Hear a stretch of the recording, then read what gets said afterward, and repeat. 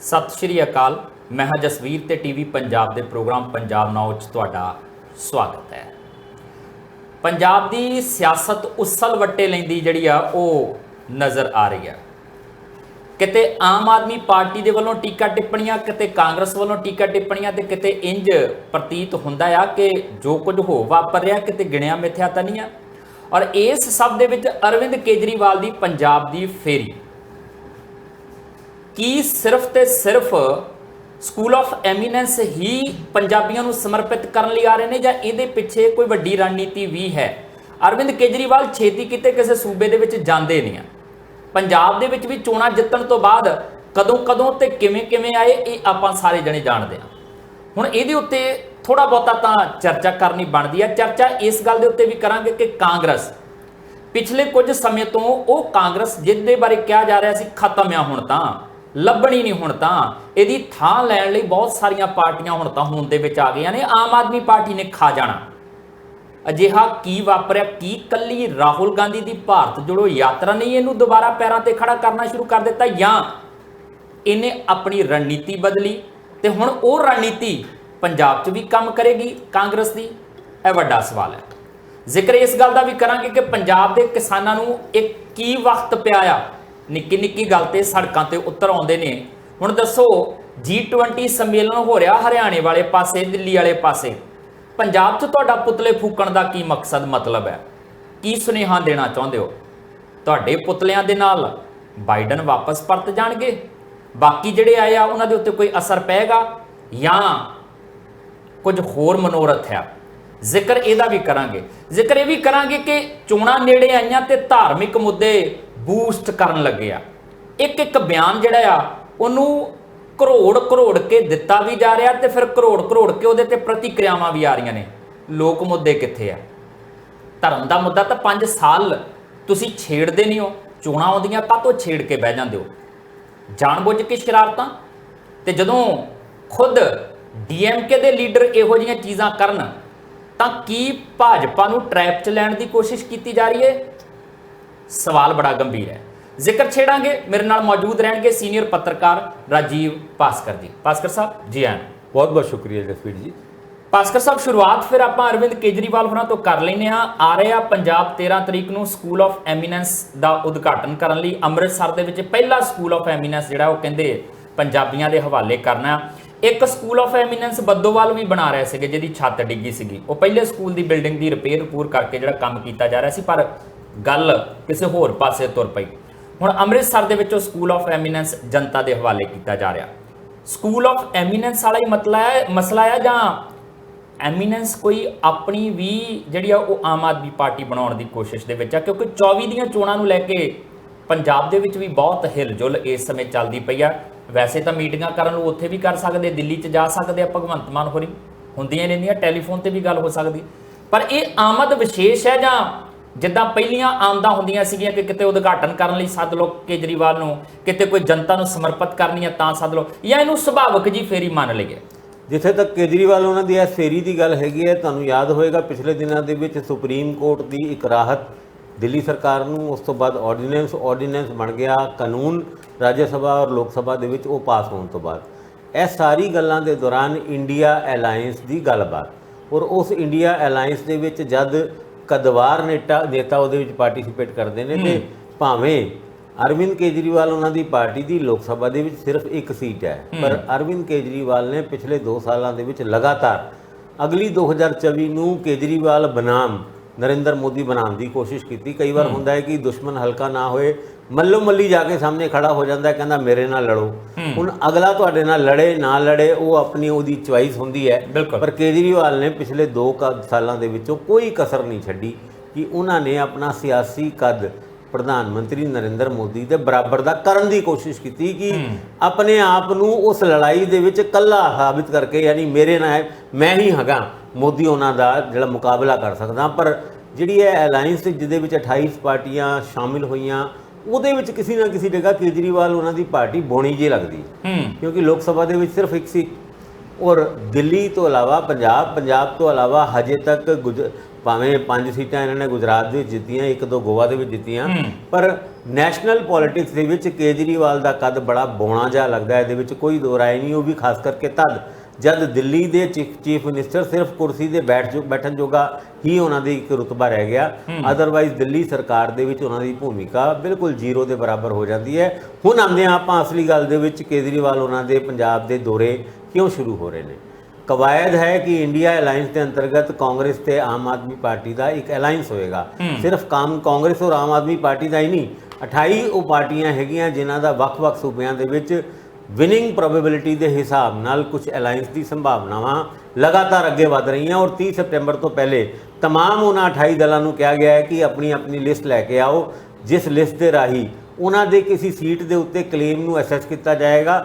Assess ਕਰਨ ਵਾਲੀ party ਦੇ ਵਿੱਚ ਉਹ ਜਿਹੜੀ ਕੋਆਰਡੀਨੇਸ਼ਨ ਕਮੇਟੀ ਬਣਾਈ ਹੈ ਉਹ ਸਾਰੇ ਮੈਂਬਰ ਹੋਣਗੇ। ਉਹਦੇ ਵਿੱਚ ਰਾਘਵ ਚੱਡਾ ਉਹਨਾਂ ਦਾ ਨਾਂ ਹੈਗਾ। ਪਰ ਇਸ ਤੋਂ ਪਹਿਲੇ ਅਰਵਿੰਦ ਕੇਜਰੀਵਾਲ ਉਹਨਾਂ ਦਾ ਪੰਜਾਬ ਆਉਣਾ, ਹਾਲਾਂਕਿ ਇਹ ਇੱਕ ਕੋਇਨਸੀਡੈਂਸ ਵੀ ਹੋ ਸਕਦਾ ਹੈ, ਪਰ ਆਪਾਂ ਪੋਲਿਟਿਕਸ ਦੇ ਵਿੱਚ ਕੁਝ ਵੀ ਸੰਭਾਵਨਾਵਾਂ ਤੋਂ ਬਿਨਾਂ ਨਹੀਂ ਹੁੰਦਾ। ਇਹਦਾ ਜ਼ਿਕਰ ਅਸੀਂ ਆਪਣੇ ਪ੍ਰੋਗਰਾਮ ਦੇ ਵਿੱਚ ਕਈ ਵਾਰ ਕਰ ਚੁੱਕੇ ਹਾਂ।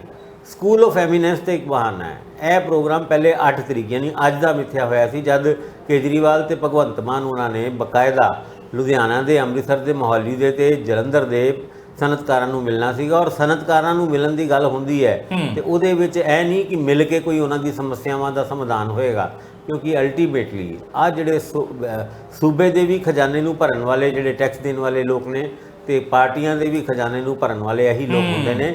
ਤੇ ਇਹ ਵੀ ਇੱਕ ਟੀਚਾ ਮੰਨਿਆ ਜਾ ਸਕਦਾ ਹੈ। ਔਰ ਫੰਡ ਰੇਜ਼ਿੰਗ ਬਿਲਕੁਲ ਫੰਡ ਰੇਜ਼ਿੰਗ ਵੀ ਹੋ ਸਕਦਾ। ਔਰ ਤੁਹਾਨੂੰ ਯਾਦ ਹੋਏਗਾ 2017 ਦੀ ਚੋਣਾਂ ਤੋਂ ਪਹਿਲੇ ਕੇਜਰੀਵਾਲ ਉਹਨਾਂ ਦੇ ਇੱਦਾਂ ਦੇ ਪ੍ਰੋਗਰਾਮ ਹੋਏ ਸੀ ਜਿਹਦੇ ਵਿੱਚ ਕੇਜਰੀਵਾਲ ਉਹਨਾਂ ਡਿਨਰ ਕਰਨ ਵਾਸਤੇ ਤੁਹਾਨੂੰ ਬਕਾਇਦਾ ਪਲੇਟਾਂ ਵਾਸਤੇ 2 ਤੋਂ ਲੈ ਕੇ 10,000 ਰੁਪਏ ਵੀ ਖਰਚਣੇ ਪੈਂਦੇ ਸੀਗੇ। ਪਰ ਚਲੋ ਹਜੇ ਇਹ ਬਹੁਤ ਜਲਦੀ ਹੋਏਗਾ ਕਿ ਇਸ ਚਲਾਈ ਹੋਈ ਮੁਹਿੰਮ ਨੂੰ ਤੁਸੀਂ ਉਹਨਾਂ ਪਲੇਟਾਂ ਦੇ ਨਾਲ ਕੰਪੇਅਰ ਕਰੋ। ਪਰ ਇਹ ਪਲੇਟਾਂ ਤੇ ਪੋਲੀਟੀਕਲ ਰੈਡੀ ਹੈਗੀ ਹੈ, ਕਿਉਂਕਿ ਜਦ ਕੇਜਰੀਵਾਲ ਉਹਨਾਂ ਭਗਵੰਤ ਮਾਨ ਜਿਹੜੇ ਸੂਬੇ ਦੇ ਸਾਡੇ ਸਭ ਤੋਂ ਵੱਡੇ ਯਾਨੀ ਮੁੱਖ ਮੰਤਰੀ ਹੈਗੇ ਨੇ, ਉਹਨਾਂ ਦੇ ਨਾਲ ਜਦ ਕੇਜਰੀਵਾਲ ਹੋਣਗੇ ਤੇ ਮੁੱਖ ਮੰਤਰੀ ਦਾ ਕੱਦ ਮਾੜਾ ਮੋਟਾ ਜਿਹਾ ਬੋਣਾ ਲੱਗਦਾ ਹੈ, ਕਿਉਂਕਿ ਉਹ ਕੇਜਰੀਵਾਲ ਉਹਨਾਂ ਦੇ ਸਾਹਮਣੇ ਬਹੁਤਾ ਕੁਝ ਜ਼ਿਆਦਾ ਬੋਲਦੇ ਵੀ ਨਹੀਂ। ਔਰ ਕੇਜਰੀਵਾਲ ਉਹਨਾਂ ਦੀ ਇੱਜ਼ਤ ਉਹਨਾਂ ਨੂੰ ਮੱਲੋ ਮੱਲੀ ਕਰਨੀ ਵੀ ਪੈਂਦੀ ਹੈ। ਆਫਟਰ ਆਲ ਉਹ ਸੁਪਰੀਮੋ ਹੈਗੇ ਨੇ। ਪਰ ਇੱਕ ਗੱਲ ਹੋਰ ਵੀ ਹੁੰਦੀ ਭਾਸਕਰ ਸਾਹਿਬ, ਮਾਨ ਸਾਹਿਬ ਵੀ ਜਾਣਦੇ ਆ ਸੁਪਰੀਮੋ ਆ, ਠੀਕ ਹੈ, ਉਸ ਮੁਤਾਬਕ ਅਸੀਂ ਇੱਜ਼ਤ ਵੀ ਕਰਨੀ ਔਰ ਦੇਣੀ ਚਾਹੀਦੀ ਵੀ ਹੈ, ਇਹਦੇ 'ਚ ਕੋਈ ਸ਼ੱਕ ਨਹੀਂ ਹੈ, ਦੇਣੀ ਚਾਹੀਦੀ ਹੈ, ਕਿਉਂਕਿ ਹਰ ਹਰਾਰਕੀ ਹੁੰਦੀ ਆ ਹਰ ਅਹੁਦੇ ਦੀ ਆਪਣੀ, ਤੇ ਉਹ ਤੁਹਾਨੂੰ ਪੂਰੀ ਕਰਨੀ ਪੈਂਦੀ ਆ। ਪਰ ਮਾਨ ਸਾਹਿਬ ਜਾਣਦੇ ਹੀ ਹੈ, ਕੋਈ ਗੱਲ ਨਹੀਂ, ਆਏ ਆ ਵਾਪਸ ਚਲ ਜਾਣਗੇ, ਸੂਬਾ ਤਾਂ ਮੇਰਾ ਆ, ਮੁੱਖ ਮੰਤਰੀ ਤਾਂ ਮੈਂ ਆ, ਤਾਕਤਾਂ ਤਾਂ ਮੁੱਖ ਮੰਤਰੀ ਹੋਣ ਦੇ ਨਾਤੇ ਇਸ ਮੁੱਖ ਮੰਤਰੀ ਨਾਲੋਂ ਮੇਰੇ ਕੋਲ ਵੱਧ ਹੈਗੀਆਂ ਨੇ, ਉਹ ਚੀਜ਼ਾਂ ਹੈਗੀਆਂ। ਤੁਹਾਨੂੰ ਲੱਗਦਾ ਹੈ ਕਿ ਹੁਣ ਸਰਕਾਰ ਜੇ ਹੈਗੀ ਆ ਪੰਜਾਬ ਦੇ ਵਿੱਚ ਭਗਵੰਤ ਮਾਨ ਹੋਣਾ ਜੀ, ਤੇ ਫੰਡ ਰੇਜ਼ਿੰਗ ਲਈ ਉਹਨਾਂ ਨੂੰ ਕੋਈ ਮੀਟਿੰਗ ਕਰਨ ਦੀ ਜਾਂ ਕੁਝ ਹੋਰ ਕਰਨ ਦੀ ਲੋੜ ਹੈ? ਥੋੜਾ ਜਿਹਾ ਘੁਰਕੀ ਦੇਣੀ ਸਰਕਾਰ ਵੱਲੋਂ, ਫੰਡ ਰੇਜ਼ਿੰਗ ਤਾਂ ਉਦਾਂ ਹੀ ਹੋ ਜਾਣੀ ਅੰਦਰ ਖਾਤੇ, ਜਨਤਕ ਤੌਰ ਤੇ ਕਰਨ ਦੀ ਕੀ ਲੋੜ ਹੈ? ਨਹੀਂ, ਜਦ ਤੁਸੀਂ ਕੱਟੜ ਇਮਾਨਦਾਰੀ ਦੇ ਦਾਅਵੇ ਕਰਦੇ ਹੋ ਤੇ ਫਿਰ ਫੰਡ ਰੇਜ਼ਿੰਗ ਥੋੜੀ ਜਿਹੀ ਮੁਸ਼ਕਿਲ ਵੀ ਹੋ ਜਾਂਦੀ ਹੈ। ਹੁਣ ਕੇਜਰੀਵਾਲ ਉਹਨਾਂ ਦੇ ਮੰਤਰੀ ਡਾਇਰੈਕਟਲੀ ਕਿਸੇ ਦਾ ਨਾਂ ਲੈ ਕੇ ਜਾਂ ਕਿਸੇ ਤੋਂ ਕੁਝ ਪਾਰਟੀ ਫੰਡ ਦੇ ਵਿੱਚ ਲੈਂਦੇ ਨੇ ਤੇ ਬਦਨਾਮੀ ਬੜੀ ਹੁੰਦੀ ਹੈ। ਪਿਛਲੇ ਦਿਨਾਂ ਦੇ ਵਿੱਚ ਤੁਹਾਨੂੰ ਯਾਦ ਹੋਏਗਾ ਜਦ ਬਠਿੰਡੇ ਦੇ ਇੱਕ ਡੀਐਸਪੀ ਮੋੜ ਮੰਡੀ ਤੇ ਉਹਨਾਂ ਨੂੰ ਫੜਿਆ ਸੀਗਾ ਔਰ ਉਹਨਾਂ ਦੇ ਇੱਕ ਰੀਡਰ ਨੂੰ ਵੀ ਫੜਿਆ ਸੀ। ਗੱਲਾਂ ਨਿਕਲ ਕੇ ਆਈ ਸੀ ਕਿ ਫਲਾਣਾ ਐਮਐਲਏ 2 ਲੱਖ ਰੁਪਏ ਮਹੀਨਾ ਮੰਗਦਾ ਹੈ, ਉਹਨੂੰ ਦੇਣ ਵਾਸਤੇ ਕੋਈ ਰਿਸ਼ਵਤ ਕਿਉਂ ਨਾ ਲੇ। ਜਦ ਇਦਾਂ ਦੀ ਗੱਲਾਂ ਅੱਗੇ ਤੁਰਨਗੀਆਂ ਤਾਂ ਕੱਟੜ ਇਮਾਨਦਾਰ ਸਰਕਾਰ ਬਦਨਾਮ ਹੁੰਦੀ ਹੈ। ਗੱਲ ਤੇ ਇਹ ਵੇ ਕਿ ਜਦ ਕੇਜਰੀਵਾਲ ਉਹਨਾਂ ਦੀ ਪ੍ਰੈਜ਼ੈਂਸ ਦੇ ਵਿੱਚ 13 ਜਾਂ 14 15 2 ਦਿਨ ਜਦ ਸਨਅਤਕਾਰਾਂ ਦੇ ਨਾਲ ਜਲੰਧਰ, ਅੰਮ੍ਰਿਤਸਰ, ਮੋਹਾਲੀ ਤੇ ਲੁਧਿਆਣਾ ਦੇ ਵਿੱਚ ਮੀਟਿੰਗ ਹੋਏਗੀ, ਉਹਨਾਂ ਦੀ ਮੁਲਾਕਾਤ ਹੋਏਗੀ, ਉਹਦੇ ਵਿੱਚ ਕਿਹਦਾ ਕੱਦ ਵੱਡਾ ਤੇ ਕਿਹਦਾ ਛੋਟਾ ਹੋ ਸਕਦਾ। ਆਉਣ ਵਾਲੇ ਟਾਈਮ ਵਿੱਚ ਕੇਜਰੀਵਾਲ ਉਹਨਾਂ ਨੂੰ ਆਪਣਾ ਦੇਸ਼ ਵਿਆਪੀ ਕੱਦ ਵਧਾਉਣ ਵਾਸਤੇ ਹੁਣ ਉਹ ਫੁੱਲ ਸੂਬੇ ਦੇ ਮੁੱਖ ਮੰਤਰੀ ਬਣਨਾ ਚਾਹਣ। ਜੇ ਇਹ ਗੱਲ ਆਪਾਂ ਸਿਆਸੀ ਤੌਰ ਤੇ ਅੱਗੇ ਉਤਾਰਦੇ ਨੇ ਤੇ ਲੋਕੀ ਬਹੁਤਾ ਬਿਲੀਵ ਤੇ ਨਹੀਂ ਕਰਦੇ, ਜੇ ਪਰ ਬਣ ਜਾਣਗੇ ਤੇ ਮੈਨੂੰ ਇਹ ਲੱਗਦਾ ਹੈ ਕਿ ਲੋਕਾਂ ਨੂੰ ਬਹੁਤਾ ਇਤਰਾਜ਼ ਵੀ ਨਹੀਂ ਹੋਣਾ। ਹਾਲਾਂਕਿ ਪੰਜਾਬੀਆਂ ਦੇ ਬਾਰੇ 'ਚ ਹਮੇਸ਼ਾ ਇੱਕੋ ਹੀ ਗੱਲ ਕਹੀ ਜਾਂਦੀ ਹੈ ਕਿ ਵੀ ਇੱਥੇ ਸਿੱਖ ਹੀ ਚੀਫ ਮਿਨਿਸਟਰ ਹੋਣਾ ਚਾਹੀਦਾ ਔਰ ਸਿੱਖ ਹੀ ਜੱਟ ਸਿੱਖ ਹੀ ਚੀਫ ਮਿਨਿਸਟਰ ਹੋਣਾ ਚਾਹੀਦਾ ਔਰ ਪੱਗ ਬੰਨੀ ਹੋਣੀ ਚਾਹੀਦੀ ਹੈ। ਇਹ ਸਾਰੀ ਗੱਲਾਂ ਤਦੋਂ ਤੱਕ ਤੇ ਠੀਕ ਲੱਗਦੀ ਹੈ ਜਦ ਤੱਕ ਕੁਝ ਵਾਪਰ ਨਾ ਜਾਏ। ਔਰ ਅਗਰ ਆਉਣ ਵਾਲੇ ਟਾਈਮ ਵਿੱਚ ਕੇਜਰੀਵਾਲ ਉਹਨਾਂ ਪੰਜਾਬ ਦੇ ਮੁੱਖ ਮੰਤਰੀ ਬਣ ਜਾਣ ਤੇ ਤੁਹਾਨੂੰ, ਸਾਨੂੰ ਜਾਂ ਲੋਕਾਂ ਨੂੰ ਇਹਦੇ ਉੱਤੇ ਕੋਈ ਬਹੁਤੀ ਹੈਰਾਨੀ ਨਹੀਂ ਕਰਨੀ, ਕਿਉਂਕਿ ਤੁਸੀਂ 92 ਐਮਐਲਏਆਂ ਦੀ ਸਰਕਾਰ ਅਗਰ ਕੇਜਰੀਵਾਲ ਖੁਦ ਆਪਣੀ ਬਾਗਡੋਰ ਹੱਥ ਵਿੱਚ ਲੈਣ ਦਾ ਫੈਸਲਾ ਕਰਦੇ ਨੇ ਤੇ ਲੋਕਾਂ ਦੇ ਕੋਲ ਵੀ ਬਹੁਤੀ ਚੁਆਇਸ ਨਹੀਂ। ਔਰ ਵਾਕਈ ਮੁੱਖ ਮੰਤਰੀ ਬਣਨ ਤੋਂ ਬਾਅਦ ਉਹ ਆਪਣਾ ਸਿਆਸੀ ਕਦ ਆਪਣੇ ਕੰਮਾਂ ਦੇ ਰਾਹੀਂ ਉੱਤੇ ਕਰਦੇ ਨੇ ਤੇ ਤਾਂ ਵੀ ਲੋਕਾਂ ਨੂੰ ਅੱਗੇ ਚੱਲ ਕੇ ਕੋਈ ਪਰੇਸ਼ਾਨੀ ਨਹੀਂ ਹੋਣੀ। ਕਹਿੰਦੇ ਜਿਹੜੇ ਪਹਿਲੇ ਸੀਗੇ ਉਹਨਾਂ ਨੇ ਤੇ ਕੱਖ ਨਹੀਂ ਕੀਤਾ, ਇਹਨਾਂ ਨੇ ਕੱਖ ਤੋਂ ਵੱਧ ਕੀਤਾ। ਇੰਨੀ ਗੱਲ ਤੋਂ ਹੀ ਲੋਕੀ ਸਾਡੇ ਪੰਜਾਬੀ ਖੁਸ਼ ਹੋ ਜਾਂਦੇ। ਬਿਲਕੁਲ ਕੋਈ ਸ਼ੱਕ ਨਹੀਂ ਹੈ, ਬਹੁਤ ਸਾਰੀਆਂ ਚੀਜ਼ਾਂ ਨੇ। ਮੈਨੂੰ ਲੱਗਦਾ ਕਿ ਇੱਥੇ ਇਹ ਵੀ ਤਾਂ ਹੈ ਨਾ ਕਿ ਹੁਣ ਲੋਕ ਸਭਾ ਦੀਆਂ ਚੋਣਾਂ ਨੂੰ ਜਿਹੜੇ ਜੋੜ ਤੋੜ ਚੱਲਦੇ ਆ ਉਹਨਾਂ ਨੂੰ ਲੈ ਕੇ ਪੰਜਾਬ ਦੇ ਵਿੱਚ ਉਹ ਵੀ ਤਾਂ ਸਿਸਟਮ ਦੇਖਣਾ ਹੈ ਨਾ। ਕੇਜਰੀਵਾਲ ਦੀ ਆਮਦ ਕਿਤੇ ਨਾ ਕਿਤੇ ਵਲੰਟੀਅਰਸ ਦੇ ਵਿੱਚ ਇੱਕ ਬੂਸਟ ਵੀ ਪੈਦਾ ਕਰਦੀ ਹੈ, ਇਹ ਵੀ ਹਕੀਕਤ ਆ। ਰਾਹੁਲ ਗਾਂਧੀ ਪੰਜਾਬ ਆਉਣਗੇ ਤੇ ਕਾਂਗਰਸੀਆਂ ਦੇ ਅੰਦਰ ਬੂਸਟ ਪੈਦਾ ਹੋਏਗਾ। ਜੇ ਅਮਿਤ ਸ਼ਾਹ ਜਾਂ ਨਰਿੰਦਰ ਮੋਦੀ ਹੋਰੀ ਆਉਣਗੇ ਪੰਜਾਬ ਤੇ ਭਾਜਪਾਈਆਂ ਦੇ ਵਿੱਚ ਬੂਸਟ ਪੈਦਾ ਹੋਏਗਾ। ਇਸੇ ਤਰੀਕੇ ਨਾਲ ਜਦੋਂ ਅਰਵਿੰਦ ਕੇਜਰੀਵਾਲ ਆਉਂਦੇ ਆ ਤੇ ਫਿਰ ਆਮ ਆਦਮੀ ਪਾਰਟੀ ਦੇ ਵਲੰਟੀਅਰ ਵੀ ਬੂਸਟ ਹੁੰਦੇ ਆ ਤੇ ਇਹੀ ਚੀਜ਼ਾਂ ਤਾਂ ਚੋਣਾਂ ਦੇ ਵਿੱਚ ਚਾਹੀਦੀਆਂ ਹੁੰਦੀਆਂ। ਤੁਹਾਡਾ ਵਰਕਰ ਜਿੰਨਾ ਉਤਸ਼ਾਹਿਤ ਹੋਏਗਾ ਉਨਾ ਹੀ ਤੁਹਾਨੂੰ ਚੋਣਾਂ ਦੇ ਵਿੱਚ ਉਹਦਾ ਨਫਾ ਮਿਲੇਗਾ। ਹੁਣ ਕੱਲਾ ਉਤਸ਼ਾਹਿਤ ਕਰਨ ਲਈ ਆ ਰਹੇ ਨੇ ਜਾਂ ਕੁਝ ਹੋਰ ਵੀ ਹੈ, ਬੜਾ ਕੁਝ ਹੁੰਦਾ ਜਿਹੜਾ ਜਨਤਕ ਨਹੀਂ ਕੀਤਾ ਜਾਂਦਾ। ਪਰ ਫਿਲਹਾਲ ਕਾਂਗਰਸ ਦੀਆਂ ਕੁਝ ਰਣਨੀਤੀਆਂ ਜਨਤਕ ਜ਼ਰੂਰ ਹੋ ਰਹੀਆਂ ਨੇ ਤੇ ਉਹਨਾਂ ਰਣਨੀਤੀਆਂ ਦੇ ਨਤੀਜੇ ਵੀ ਜਨਤਕ ਹੁੰਦੇ ਨਜ਼ਰ ਆ ਰਹੇ ਨੇ। ਕਿਹੜੀਆਂ ਰਣਨੀਤੀਆਂ ਨੇ, ਨਫਾ ਕਿੰਨਾ, ਨੁਕਸਾਨ ਕਿੰਨਾ, ਉਹਦੇ ਬਾਰੇ ਗੱਲ ਕਰਦੇ ਹਾਂ ਛੋਟੇ ਜਿਹੇ ਵਿਰਾਮ ਤੋਂ ਬਾਅਦ। ਬ੍ਰੇਕ ਤੋਂ ਬਾਅਦ ਤੁਹਾਡਾ ਸਵਾਗਤ ਹੈ। ਕੋਈ ਜ਼ਮਾਨਾ ਹੁੰਦਾ ਸੀਗਾ ਕਾਂਗਰਸ ਦੀ ਤੂਤੀ ਬੋਲਦੀ ਸੀ ਪੂਰੇ ਮੁਲਕ 'ਚ, ਸੂਬਿਆਂ 'ਚ ਸਰਕਾਰਾਂ ਕਾਂਗਰਸ ਦੀਆਂ, ਸੈਂਟਰ 'ਚ ਸਰਕਾਰ ਕਾਂਗਰਸ ਦੀ। ਜੇ ਹੁਣ ਆਪਾਂ ਮੁਲਕ ਦੇ ਇਤਿਹਾਸ ਵੱਲ ਵੀ ਝਾਤ ਮਾਰੀਏ ਤੇ ਸਭ ਤੋਂ ਵੱਧ ਸੱਤਾ ਹੰਡਾਉਣ ਵਾਲੀ ਇਕਲੌਤੀ ਪਾਰਟੀ ਕਾਂਗਰਸ ਹੈ। ਤੇ ਅੱਜ ਹਾਲਾਤ ਇਹ ਹੈ ਕਿ ਲੋਕ ਸਭਾ ਦੇ ਵਿੱਚ ਵਿਰੋਧੀ ਧਿਰ ਦਾ ਲੀਡਰ ਚੁਣਨ ਜੋਗੇ ਮੈਂਬਰ ਉਹਨਾਂ ਦੇ ਕੋਲ ਹੈ ਨਹੀਂ, ਉਹ ਵੀ ਔਖਾ ਹੋਇਆ ਪਿਆ। ਉਨੀਆਂ ਵੀ ਸੀਟਾਂ ਜਿਹੜੀਆਂ ਉਹ ਕਾਂਗਰਸ ਨੂੰ ਨਹੀਂ ਮਿਲੀਆਂ। ਫਿਰ ਉਹ ਸਭ ਤੋਂ ਬਾਅਦ ਜਦੋਂ ਤੁਹਾਡੇ ਕੋਲ ਸੱਤਾ ਨਾ ਹੋਵੇ, ਹਾਲਾਤ ਤੁਹਾਡੇ ਮਾੜੇ ਹੋਣ, ਉਹ ਕਹਿੰਦੇ ਆ ਨਾ ਕਿ ਜਦੋਂ ਜਹਾਜ਼ ਡੁੱਬ ਰਿਹਾ ਹੋਵੇ ਉਹ ਕਿਹੜੇ ਲੋਕ ਛਾਲਾਂ ਮਾਰਦੇ ਆ ਜਹਾਜ਼ ਦੇ ਵਿੱਚੋਂ ਸਭ ਤੋਂ ਪਹਿਲਾਂ, ਆਪਾਂ ਨਹੀਂ ਕਹਿਣਾ। ਪਰ ਬਹੁਤ ਛੱਡ ਕੇ ਗਏ ਕਾਂਗਰਸ, ਪੱਲੇ ਕੱਖ ਨਹੀਂ ਬਚਿਆ। ਇੰਜ ਲੱਗਾ ਕਾਂਗਰਸ ਦੀ ਬੇੜੀ ਅੱਜ ਵੀ ਡੁੱਬੀ ਤੇ ਅੱਜ ਵੀ ਡੁੱਬੀ। ਪਰ ਕੀ ਕੱਲੀ ਰਾਹੁਲ ਗਾਂਧੀ ਦੀ ਭਾਰਤ ਜੋੜੋ ਯਾਤਰਾ ਨੇ ਇਹਨੂੰ ਮਜ਼ਬੂਤੀ ਦਿੱਤੀ ਜਾਂ ਕਾਰਨ ਕੁਝ ਹੋਰ ਨੇ? ਭਾਸਕਰ ਸਾਹਿਬ, ਇੱਥੇ ਆਪਾਂ ਨੂੰ ਲੱਗਦਾ ਕਿ ਇਸ ਨਜ਼ਰੀਏ ਨਾਲ ਵੀ ਚੀਜ਼ਾਂ ਦੇਖਣੀਆਂ ਪੈਣਗੀਆਂ ਕਿ ਸੋਨੀਆ ਗਾਂਧੀ ਨੇ ਇੱਕ ਵਾਰੀ ਕਿਹਾ ਸੀ ਕਿ ਕਾਂਗਰਸ ਨੂੰ ਕੋਈ ਪਾਰਟੀ ਨਹੀਂ ਹਰਾਉਂਦੀ, ਕਾਂਗਰਸ ਨੂੰ ਕਾਂਗਰਸ ਹੀ ਹਰਾਉਂਦੀ ਹੈ, ਕਿਉਂਕਿ ਇਹਦੇ ਆਪਣੇ ਅੰਦਰ ਹੀ ਪਾਟੋ ਧਾੜ ਜਿਹੜੀ ਪੈਦਾ ਹੋ ਜਾਂਦੀ ਹੈ, ਧੜੇਬੰਦੀ ਹੋ ਜਾਂਦੀ ਆ, ਉਹ ਇਹਦੇ ਲਈ ਮੁਸ਼ਕਲ ਪੈਦਾ ਕਰਦੀ ਆ। ਆਪਾਂ ਦੇਖਿਆ ਰਾਜਸਥਾਨ ਦੇ ਵਿੱਚ ਸਚਿਨ ਪਾਇਲਟ ਤੇ ਅਸ਼ੋਕ ਗਹਿਲੋਤ, ਆਪਾਂ ਦੇਖਿਆ ਸਿੱਧਾਰਮਈਆ ਤੇ ਡੀਕੇ ਸ਼ਿਵ ਕੁਮਾਰ ਨੂੰ, ਆਪਾਂ ਪੰਜਾਬ ਦੇ ਵਿੱਚ ਵੀ ਦੇਖਦੇ ਹਾਂ। ਇੱਥੇ ਵੀ ਤਾਂ ਧੜੇ ਕਿੰਨੇ ਬਣੇ ਹੋਏ ਆ, ਸਿੱਧੂ ਦਾ ਧੜਾ ਵੱਖਰਾ, ਪ੍ਰਤਾਪ ਸਿੰਘ ਬਾਜਵਾ ਦਾ ਵੱਖਰਾ, ਚੰਨੀ ਹੋਰੀ ਵੱਖਰੇ ਸੁਰ ਦੇ ਵਿੱਚ ਜਿਹੜੇ ਉਹ ਫਿਰਦੇ ਆ, ਤੇ ਕੁਝ ਇਦਾਂ ਦੇ ਵੀ ਹੈਗੇ ਜਿਹੜੇ ਧੜੇ ਤਾਂ ਹੈਗੇ ਪਰ ਜਨਤਕ ਨਹੀਂ ਹੁੰਦੇ ਕਾਂਗਰਸ ਦੇ ਇੱਥੇ ਪੰਜਾਬ ਦੇ ਵਿੱਚ। ਪਰ ਕਾਂਗਰਸ ਨੇ ਕਰਨਾਟਕ ਦੇ ਵਿੱਚ ਜੇ ਡੀਕੇ ਸ਼ਿਵ ਕੁਮਾਰ ਤੇ ਸਿੱਧਾਰਮਈਆ ਨੂੰ ਐਨ ਟਿਕਾਣੇ ਤੇ ਲਿਆਂਦਾ, ਇਕਜੁੱਟ ਕੀਤਾ ਤੇ ਸਰਕਾਰ ਉੱਥੇ ਵੀ ਬਣ ਗਈ। ਸਚਿਨ ਪਾਇਲਟ ਨੂੰ ਤੇ ਜੇ ਅਸ਼ੋਕ ਗਹਿਲੋਤ ਨੂੰ ਇਕਜੁੱਟ ਕੀਤਾ, ਉੱਥੇ ਵੀ ਭਾਜਪਾ ਲਈ ਲੜਾਈ ਲੜਨੀ ਥੋੜੀ ਜਿਹੀ ਔਖੀ ਹੋ ਗਈ ਹੈ। ਤੇ ਇਹ ਬਗਾਵਤ ਜਿਹੜੀ ਹੁੰਦੀ ਸੀ ਪਹਿਲਾਂ ਕਾਂਗਰਸ 'ਚ, ਹੁਣ ਉਹਦੇ ਉਲਟ ਭਾਜਪਾ 'ਚ ਇਹ ਚੀਜ਼ਾਂ ਹੋਣ ਲੱਗ ਪਈਆਂ ਨੇ ਕਿ ਮੱਧ ਪ੍ਰਦੇਸ਼ 'ਚ ਕਹਿੰਦੇ 3 ਭਾਜਪਾ ਨੇ, ਇੱਕ ਸ਼ਿਵਰਾਜ ਦੀ ਭਾਜਪਾ, ਇੱਕ ਮਹਾਰਾਜ ਦੀ ਭਾਜਪਾ ਜੋਤਰਾਦਿੱਤਿਆ ਸਿੰਧਿਆ ਦੀ, ਤੇ ਇੱਕ ਨਾਰਾਜ਼ ਭਾਜਪਾ। ਉਹ 3 ਭਾਜਪਾ ਕਹਿੰਦੇ ਉੱਥੇ ਚੱਲਦੀਆਂ। ਕਈਆਂ ਹੋਰਨਾਂ ਥਾਵਾਂ ਤੇ ਰਾਜਸਥਾਨ ਦੇ ਵਿੱਚ ਵੀ ਕੈਲਾਸ਼ ਮੇਘਵਾਲ ਤੇ ਅਰਜੁਨ ਰਾਮ ਮੇਘਵਾਲ ਆਪਸ ਦੇ ਵਿੱਚ ਭਿੜਦੇ ਨਜ਼ਰ ਆਉਂਦੇ ਨੇ। ਮਤਲਬ ਕਾਂਗਰਸ ਨੇ ਇਹ ਚੀਜ਼ ਟਿਕਾਣੇ ਤੇ ਕਰਨੀ ਸ਼ੁਰੂ ਕਰਤੀ ਕਿ ਕਿਉਂ ਨਾ ਆਪਾਂ ਆ ਗੁੱਟਬਾਜ਼ੀ ਬੰਦ ਕਰ ਦਈਏ। ਥੋੜਾ ਜਿਹਾ ਇਹਦੇ ਤੇ ਟਿੱਪਣੀ ਕਰ ਦਿਓ, ਨਾਲ ਇਹ ਵੀ ਦੱਸ ਦਿਓ ਫਿਰ ਉਹ ਚੀਜ਼ ਪੰਜਾਬ 'ਚ ਅਜੇ ਤੱਕ ਕੰਮ ਕਰਦੀ ਫਿਲਹਾਲ ਨਜ਼ਰ ਨਹੀਂ ਆ ਰਹੀ, ਇੱਥੇ ਵੀ ਕਰੇਗੀ। ਜਿਹੜੀ ਮਰਜ਼ੀ ਪੋਲੀਟੀਕਲ ਪਾਰਟੀ ਹੋਏ, ਪੋਲੀਟੀਸ਼ੀਅਨਸ ਹਮੇਸ਼ਾ ਅੱਗੇ ਵਧਣ ਦੀ ਇੱਕ ਚਾਹ ਦੇ ਨਾਲ ਅੱਗੇ ਵਧਦਾ ਹੈ। ਔਰ ਹਰ ਪੋਲੀਟੀਕਲ ਪਾਰਟੀ ਦੇ ਵਿੱਚ ਇੱਕ ਤੋਂ ਵੱਧ ਲੀਡਰ ਕਿਸੇ ਵੀ ਸੂਬੇ ਦੇ ਵਿੱਚ, ਕਿਸੇ ਵੀ ਵਾਰਡ ਦੇ ਵਿੱਚ, ਕਿਸੇ ਵੀ ਕੌਂਸਟੀਚੁਐਂਸੀ ਦੇ ਵਿੱਚ ਹਮੇਸ਼ਾ ਤੋਂ ਹੁੰਦੇ ਨੇ। ਔਰ ਇਹ ਸਿਰਫ ਕਾਂਗਰਸ ਵਾਸਤੇ ਚੁਣੌਤੀ ਨਹੀਂ, ਸਾਰੀ ਪੋਲੀਟੀਕਲ ਪਾਰਟੀਆਂ ਵਾਸਤੇ ਅਕਸਰ ਇਹ ਚੁਣੌਤੀ ਦੇ ਰੂਪ ਵਿੱਚ ਸਾਹਮਣੇ ਆਉਂਦੀ ਹੈ। ਹੁਣ ਲੀਡਰ ਕਿੰਨਾ ਕੁ ਕੁਸ਼ਲ ਹੈ ਜਾਂ ਕਿੰਨਾ ਕੁ ਦਬੰਗ ਹੈ, ਇਹ ਉਹਦੇ ਉੱਤੇ ਡਿਪੈਂਡ ਕਰਦਾ ਹੈ ਕਿ ਉਸ ਵਿਦਰੋਹ ਨੂੰ, ਉਸ ਆਪਣੇ ਰਿਵੋਲਟ ਨੂੰ ਕਿਸ ਤਰੀਕੇ ਨਾਲ ਟੈਕਲ ਕਰਦੇ ਨੇ। ਪਿਛਲੇ ਦਿਨਾਂ ਦੇ ਵਿੱਚ ਭਾਜਪਾ ਦੀ ਗੱਲ ਤੁਸੀਂ ਕੀਤੀ, ਭਾਜਪਾ ਦੇ ਵਿੱਚ ਆ ਜਿਹੜਾ ਗੜਸ਼ੰਕਰ ਕੌਂਸਟੀਚੁਐਂਸੀ, ਹੁਸ਼ਿਆਰਪੁਰ ਕੌਂਸਟੀਚੁਐਂਸੀ ਦੇ ਵਿੱਚ ਇੱਕ ਮਹਿਲਾ ਨੇਤਰੀ ਨੇ ਮਾੜੀ ਜੀ ਜਿਹੜੀ ਕਾਂਗਰਸ ਤੋਂ ਗਈ ਸੀਗੀ ਔਰ ਭਾਜਪਾ ਦੇ ਵਿੱਚ ਹਜੇ ਨਵੇਂ ਘਰ ਦੀ ਰਸੋਈ ਚੌਕਾ ਸੰਭਾਲਿਆ ਵੀ ਨਹੀਂ ਸੀਗਾ, ਤੇ ਉਹਨੂੰ ਵੀ ਪਤਾ ਸੀਗਾ ਵੀ ਜਿੱਥੋਂ ਆਈ ਹੈ ਉੱਥੇ ਤੇ ਇਹ ਗੱਲ ਆਮ ਸੀਗੀ, ਸ਼ਾਇਦ ਇੱਥੇ ਇਹ ਗੱਲ ਆਮ ਨਾ ਹੋਏ, ਤੇ ਉਹਨੇ ਕਰਤਾ ਵਿਦਰੋਹ। ਮੌਕਾ ਸੀਗਾ ਹੁਸ਼ਿਆਰਪੁਰ ਦੇ ਵਿੱਚ ਅਵਿਨਾਸ਼ ਰਾਏ ਖੰਨਾ ਜਿਹੜੇ ਕਦੀ ਭਾਜਪਾ ਦੇ ਪ੍ਰਧਾਨ ਵੀ ਹੁੰਦੇ ਸੀਗੇ, ਉਹਨਾਂ ਦਾ ਇੱਕ ਮਹਿਲਾ ਨੇਤਰੀ ਨਾਂ ਵੀ ਦੱਸ ਹੀ ਦਿੰਦੇ ਆ, ਨਿਮਿਸ਼ਾ ਮਹਿਤਾ। ਉਹਨਾਂ ਨੇ ਵਿਰੋਧ ਕਰਤਾ। ਵਿਰੋਧ ਵੀ ਕੀ ਕੀਤਾ ਕਿ ਪਾਣੀ ਦੀ ਬੋਤਲਾਂ ਅਵਿਨਾਸ਼ ਰਾਏ ਖੰਨੇ ਵਰਗੇ ਸੂਝਵਾਨ ਲੀਡਰ ਦੇ ਉੱਤੇ ਸੁੱਟਣੀ ਸ਼ੁਰੂ ਕਰਤੀ ਔਰ ਉੱਥੇ ਵਿਰੋਧ ਬਾਜੀ ਵਿੱਚ ਨਾਅਰੇਬਾਜ਼ੀ ਵੀ ਹੋਈ। ਤੇ ਅਗਲਿਆਂ ਨੇ ਭਾਜਪਾ ਨੇ, ਭਾਵੇਂ ਭਾਜਪਾ ਦੇ ਪ੍ਰਧਾਨ ਕਾਂਗਰਸ ਤੋਂ ਹੀ ਆਏ ਹੋਏ ਨੇ ਸੁਨੀਲ ਜਾਖੜ ਹੋਣਾ, 4 ਘੰਟੇ ਦੇ ਵਿੱਚ ਬਿਨਾਂ ਦਲੀਲ ਬਿਨਾਂ ਵਕੀਲ ਉਹ ਪਾਰਟੀ ਤੋਂ ਬਰਖਾਸਤ ਕਰਤਾ ਜੀ। ਮੈਨੂੰ ਇਹ ਲੱਗਦਾ ਹੈ ਕਿ ਐਦਾਂ ਦੇ ਐਕਸ਼ਨ ਜਦ ਪਾਰਟੀ ਨੂੰ ਲੈਣਾ ਚਾਹੁੰਦੇ ਨੇ ਤੇ ਪਾਰਟੀ ਨੂੰ ਕਈ ਵਾਰ ਇੱਕ ਵਿਅਕਤੀ ਦੇ ਖਿਲਾਫ ਐਕਸ਼ਨ ਲੈ ਕੇ 10 ਬੰਦਿਆਂ ਨੂੰ ਇੱਕ ਕਾਂ ਮਾਰ ਕੇ ਟੰਗਣ ਵਾਲੀ ਜਿਹੜੀ ਗੱਲ ਹੈਗੀ ਉਹਨਾਂ ਦੀ ਸਥਿਤੀ ਕਰਨੀ ਆ।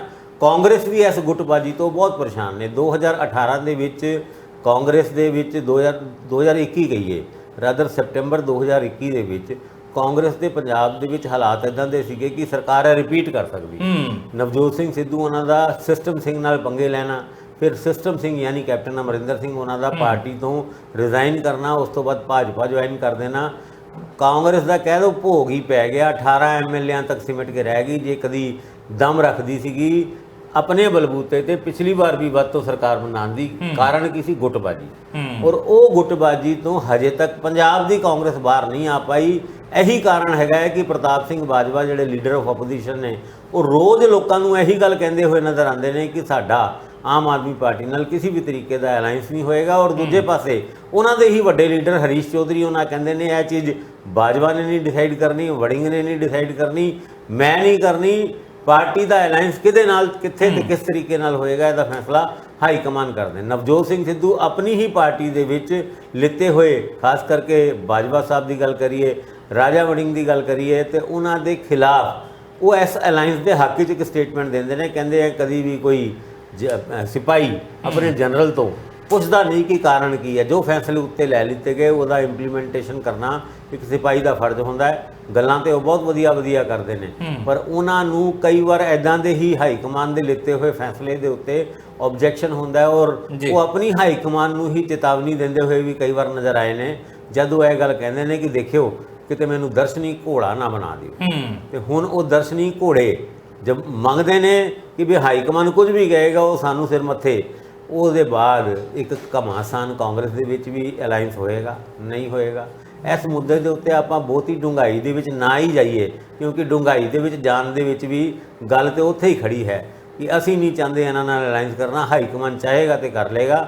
ਪਰ ਸਵਾਲ ਇਹ ਵੀ ਰਹੇਗਾ ਭਾਸਕਰ ਸਾਹਿਬ ਕਿ ਕਿਤੇ ਇੰਜ ਤਨੀਆਂ ਜਿੱਦਾਂ ਮੈਂ ਸ਼ੁਰੂ 'ਚ ਭੂਮਿਕਾ ਦੇ ਵਿੱਚ ਬੋਲਿਆ ਸੀਗਾ, ਹੁਣ ਜਦੋਂ ਇਹ ਸਵਾਲ ਪੁੱਛਿਆ ਸੀਗਾ ਕਿਉਂਕਿ ਲੰਬੀ ਚੌੜੀ ਹੋ ਗਈ ਸੀ ਭੂਮਿਕਾ ਵੀ, ਕਿ ਡੀਕੇ ਸ਼ਿਵ ਕੁਮਾਰ ਦੀ ਸਿੱਧਾ ਰਮਈਆ ਦੇ ਨਾਲ, ਸਚਿਨ ਪਾਇਲਟ ਦੀ ਅਸ਼ੋਕ ਗਹਿਲੋਤ ਨਾਲ, ਸਾਨੂੰ ਵੀ ਇੱਥੇ ਬੈਠਾ ਨੂੰ ਦੂਰ ਦੇ ਢੋਲ ਸੁਹਾਵਣੇ ਲੱਗਦੇ। ਹਾਲਾਤ ਉੱਥੇ ਵੀ ਇਦਾਂ ਦੇ ਹੀ ਆ ਜਿੱਦਾਂ ਦੇ ਇੱਥੇ ਆ। ਦੇਖੋ ਹਰ ਸੂਬੇ ਦੇ ਵਿੱਚ ਇਹਦੇ ਵਿੱਚ ਕੋਈ ਦੋ ਰਾਏ ਨਹੀਂ। ਸੇਬ ਇੱਕ ਹੈ, ਖਾਣ ਵਾਲੇ 4 ਨੇ, ਇੱਕ ਸੇਬ ਤੇ 4 ਬਿਮਾਰ ਅਨਾਰ, ਇਹ ਵੀ ਹੈ। ਇੱਕ ਅਨਾਰ 100 ਬਿਮਾਰ ਵਾਲੀ ਕਹਾਣੀ ਹੈਗੀ, ਹਰ ਪੋਲੀਟੀਕਲ ਪਾਰਟੀ ਦੇ ਵਿੱਚ ਹੈ। ਭਾਜਪਾ ਦੇ ਵਿੱਚ ਵੀ ਇਹਨਾਂ ਦਿਨਾਂ ਦੇ ਵਿੱਚ ਖਬਰਾਂ ਖਾਸ ਕਰਕੇ ਸੋਸ਼ਲ ਮੀਡੀਆ ਦੇ ਉੱਤੇ ਬੜੇ ਵੱਡੇ ਰੂਪ ਵਿੱਚ ਉਜਾਗਰ ਹੋ ਰਹੀ ਹੈ ਕਿ ਭਾਜਪਾ ਦੇ ਵਿੱਚ ਨਰਿੰਦਰ ਮੋਦੀ ਉਹਨਾਂ ਦਾ ਵਿਰੋਧ ਹੋਣਾ ਸ਼ੁਰੂ ਹੋ ਗਿਆ। ਭਾਵੇਂ ਹਜੇ ਇਹ ਵਿਰੋਧ ਦਬੇ ਸਵਰਾਂ ਦੇ ਵਿੱਚ ਹੀ ਕੀਤਾ ਜਾ ਰਿਹਾ, ਪਰ ਆਉਣ ਵਾਲੇ ਟਾਈਮ ਵਿੱਚ ਇਹ ਵਿਰੋਧ ਵੱਧ ਸਕਦਾ ਹੈ। ਗੜਕੜੀ ਉਹਨਾਂ ਦਾ ਨਰਿੰਦਰ ਮੋਦੀ ਉਹਨਾਂ ਦੇ ਨਾਲ ਅੱਖਾਂ ਨਾ ਮਿਲਾਣਾ ਅਟਲ ਬਿਹਾਰੀ ਵਾਜਪਾਈ ਉਹਨਾਂ ਦੀ ਪੁੰਨਿਆ ਤਿਥੀ ਦੇ ਮੌਕੇ ਤੇ, ਇਹ ਗੱਲ ਸੋਸ਼ਲ ਮੀਡੀਆ ਦੇ ਵਿੱਚ ਵੱਧ ਚੜ ਕੇ ਚੱਕੀ ਜਾ ਰਹੀ ਹੈ। ਹਾਲਾਂਕਿ ਇਸ ਮੁੱਦੇ ਦੇ ਉੱਤੇ ਹਜੇ ਤੱਕ ਗੜਕੜੀ ਸਾਹਿਬ ਦਾ ਤੇ ਕੋਈ ਬਿਆਨ ਨਹੀਂ ਆਇਆ, ਪਰ ਇੱਕ ਸਵਾਲ ਦੇ ਰੂਪ ਵਿੱਚ ਬਹੁਤ ਸਾਰੇ ਸੋਸ਼ਲ ਮੀਡੀਆ ਪਲੇਟਫਾਰਮ ਤੇ ਇਹ ਗੱਲ ਉਠਾਈ ਜਾ ਰਹੀ ਹੈ। ਹੁਣ ਇਹ ਗੱਲਾਂ ਤੇ ਕਾਂਗਰਸ ਨੂੰ ਵੀ ਪਤਾ ਹੈ ਕਿ ਜਦ ਤੱਕ ਤੁਸੀਂ ਗੁੱਟਬਾਜੀ ਬੰਦ ਨਹੀਂ ਕਰਦੇ, ਹੁਣ ਗੁੱਟਬਾਜੀ ਬੰਦ ਕਿੱਦਾਂ ਹੋਏਗੀ? ਉਹ ਕਾਂਗਰਸ ਹਾਈ ਕਮਾਨ ਦੇ ਵਿੱਚ ਬੀਜੇਪੀ ਤੇ ਇੱਥੇ ਤੱਕ ਗੱਲ ਕਰਦੀ ਹੈ ਕਿ ਭੈਣ ਭਰਾ ਦੇ ਵਿੱਚ ਵੀ ਗੁੱਟਬਾਜੀ ਹੈ। ਔਰ ਜਦ ਅਜੇ ਰਾਏ यूपी के प्रधान बनते हैं तो यूपी के रेलवे स्टेशन पर उतर के पहला काम ही यह करते हैं कि जी प्रियंका गांधी नूं साडी गुजारिश हैगी है तुसीं वाराणसी तो इलैक्शन लड़ो। अगली ने वो फूलपुर तो अपना मन बनाया हुआ है जी जवाहरलाल नेहरू की कॉन्स्टिट्यूएंसी सीगी या राय बरेली मम्मी की कॉन्स्टिट्यूएंसी के वित्ती भी उन्होंने नज़र हैगी है। पर कई बार खुद विद्रोह करने की बजाय किसी होर तो विद्रोह करवा दो, कोई मंगा करा दो जिन्हां मंगां दे उत्ते कोई ना कोई हाँ वाली गल बनती ना होए। ते यह तो एक सियासत का रूप है, वो खास करके डायनेस्टिक पॉलिटिक्स जिहड़ी है परिवारवाद की पॉलिटिक्स दे विच सारी चीज़ां पर कदी कदी भास्कर साहब एक चीज़ होर भी हुंदी है, कदी कदी ना तुसीं गलतियां भी कर जांदे हो। जिद्दां ਇੱਕ ਭਾਰਤ ਦੇ ਸਿਆਸਤਦਾਨਾਂ ਨੇ ਬਹੁਤ ਵੱਡੀ ਗਲਤੀ ਕੀਤੀ ਸੀ। ਅਰਵਿੰਦ ਕੇਜਰੀਵਾਲ ਜਦੋਂ ਅੰਨਾ ਹਜ਼ਾਰੇ ਦੇ ਅੰਦੋਲਨ 'ਚ ਸੀ ਕੀ ਕਹਿੰਦੇ ਹੁੰਦੇ ਸੀ ਉੱਥੇ ਜਾ ਕੇ, ਇੱਦਾਂ ਦੀਆਂ ਗੱਲਾਂ ਕਰਦੇ, ਆ ਜਾਓ ਸਿਆਸਤ 'ਚ, ਕਰ ਲਓ ਬਦਲ ਲਓ ਜੋ ਕੁਝ ਬਦਲਣਾ, ਆਹੀ ਚੁਣੌਤੀਆਂ ਦੇ ਕੇ ਆਉਂਦੇ ਸੀਗੇ। ਕੇਜਰੀਵਾਲ ਕਹਿੰਦੇ ਚੱਕੋ ਮੈਂ ਆ ਗਿਆ।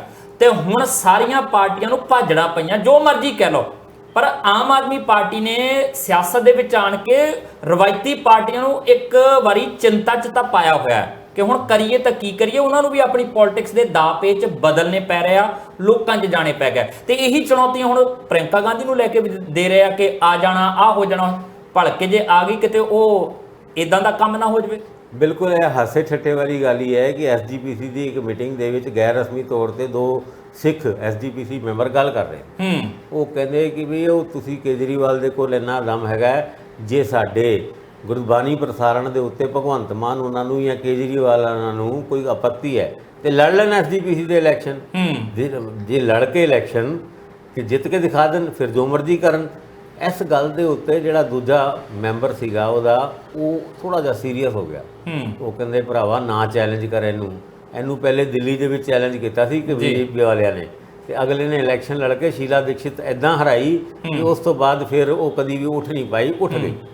ਤੇ ਇੱਦਾਂ ਦੇ ਹਾਲਾਤ ਦੇ ਵਿੱਚ ਤੁਸੀਂ ਕੇਜਰੀਵਾਲ ਉਹਨਾਂ ਨੂੰ ਚੈਲੰਜ ਕਰੋਗੇ, ਤੇ ਕਈ ਵਾਰ ਤੁਸੀਂ ਕਿਸੇ ਨੂੰ ਚੈਲੰਜ ਕਰਦੇ ਹੋ ਨਾ, ਤੇ ਉਹ ਹੁਣ ਵੈਸੇ ਉਹ ਐਸਜੀਪੀਸੀ ਦੇ ਮੈਂਬਰ ਚੰਗੀ ਤਰੀਕੇ ਨਾਲ ਜਾਣਦੇ ਸੀ ਕਿ ਕੇਜਰੀਵਾਲ ਉਹਨਾਂ ਡਾਇਰੈਕਟਲੀ ਐਸਜੀਪੀਸੀ ਦੇ ਇਲੈਕਸ਼ਨ ਨਹੀਂ ਲੜ ਸਕਦੇ, ਪਰ ਇਹ ਚੈਲੰਜ ਕਰਕੇ ਕਿਸੇ ਦੀ ਸੁੱਤੀ ਹੋਈ ਇੱਕ ਤਰੀਕੇ ਨਾਲ ਈਗੋ ਨੂੰ ਜਗਾਉਣਾ, ਇਹ ਕਈ ਵਾਰ ਭਾਰੀ ਪੈ ਜਾਂਦਾ ਹੁੰਦਾ ਹੈ। ਔਰ ਹੁਣ ਜਿਹੜੀ ਸਮੱਸਿਆ ਹੈਗੀ ਹੈ ਗੁੱਟਬਾਜੀ ਤੋਂ, ਇਹ ਸਾਡੀ ਸਾਰੀ ਪੋਲੀਟੀਕਲ ਪਾਰਟੀਆਂ ਵਾਸਤੇ ਬਹੁਤ ਜ਼ਰੂਰੀ ਹੈ। ਪਰ ਪੰਜਾਬ ਦੇ ਵਿੱਚ ਹੁਣ ਕੱਲ੍ਹ ਹਰੀਸ਼ ਚੌਧਰੀ ਉਹਨਾਂ ਦਾ ਬਿਆਨ ਆ ਗਿਆ, ਉਹ ਕਹਿੰਦੇ ਜੀ ਹਾਈ ਕਮਾਂਡ ਜੋ ਵੀ ਜਾਏਗੀ ਉਹੀ ਹੋਏਗਾ। ਦੱਸੋ ਇਸ ਬਿਆਨ ਨਾਲ ਪੰਜਾਬ ਦਾ ਜਾਂ ਉਸ ਮਸਲੇ ਦਾ ਜਾਂ ਅਲਾਈਅੰਸ ਹੋਏਗਾ ਜਾਂ ਨਹੀਂ ਹੋਏਗਾ, ਕੋਈ ਜਵਾਬ ਹੈਗਾ? ਇਹ ਤਾਂ ਸਾਰਿਆਂ ਨੂੰ ਹੀ ਪਤਾ ਹੈ ਭਾਸਕਰ ਸਾਹਿਬ। ਹਾਈ ਕਮਾਂਡ ਨੇ ਜਦੋਂ ਉੱਥੋਂ ਕਹਿ ਦਿੱਤਾ ਕਿ ਆਹ ਸੀਟਾਂ ਵੰਡਤੀਆਂ ਜੀ, ਕਰ ਲਓ ਹੁਣ ਇਸ ਤਰੀਕੇ ਨਾਲ ਤਿਆਰੀ, ਤੇ ਫਿਰ ਬਾਜਵਾ ਸਾਹਿਬ ਵੀ ਕੀ ਕਰਨਗੇ? ਜਾਂ ਤਾਂ ਵੱਧ ਤੋਂ ਵੱਧ ਪਾਰਟੀ ਤੋਂ ਬਾਹਰ ਜਾਣਗੇ ਜਾਂ ਫਿਰ ਉਸੇ ਤਨਖਾਹ ਤੇ ਕੰਮ ਕਰਨਗੇ। ਇਹੀ ਚੀਜ਼ਾਂ ਹੋਣਗੀਆਂ। ਪਰ ਇੰਨਾ ਜ਼ਰੂਰ ਹੈ ਕਿ ਜੇ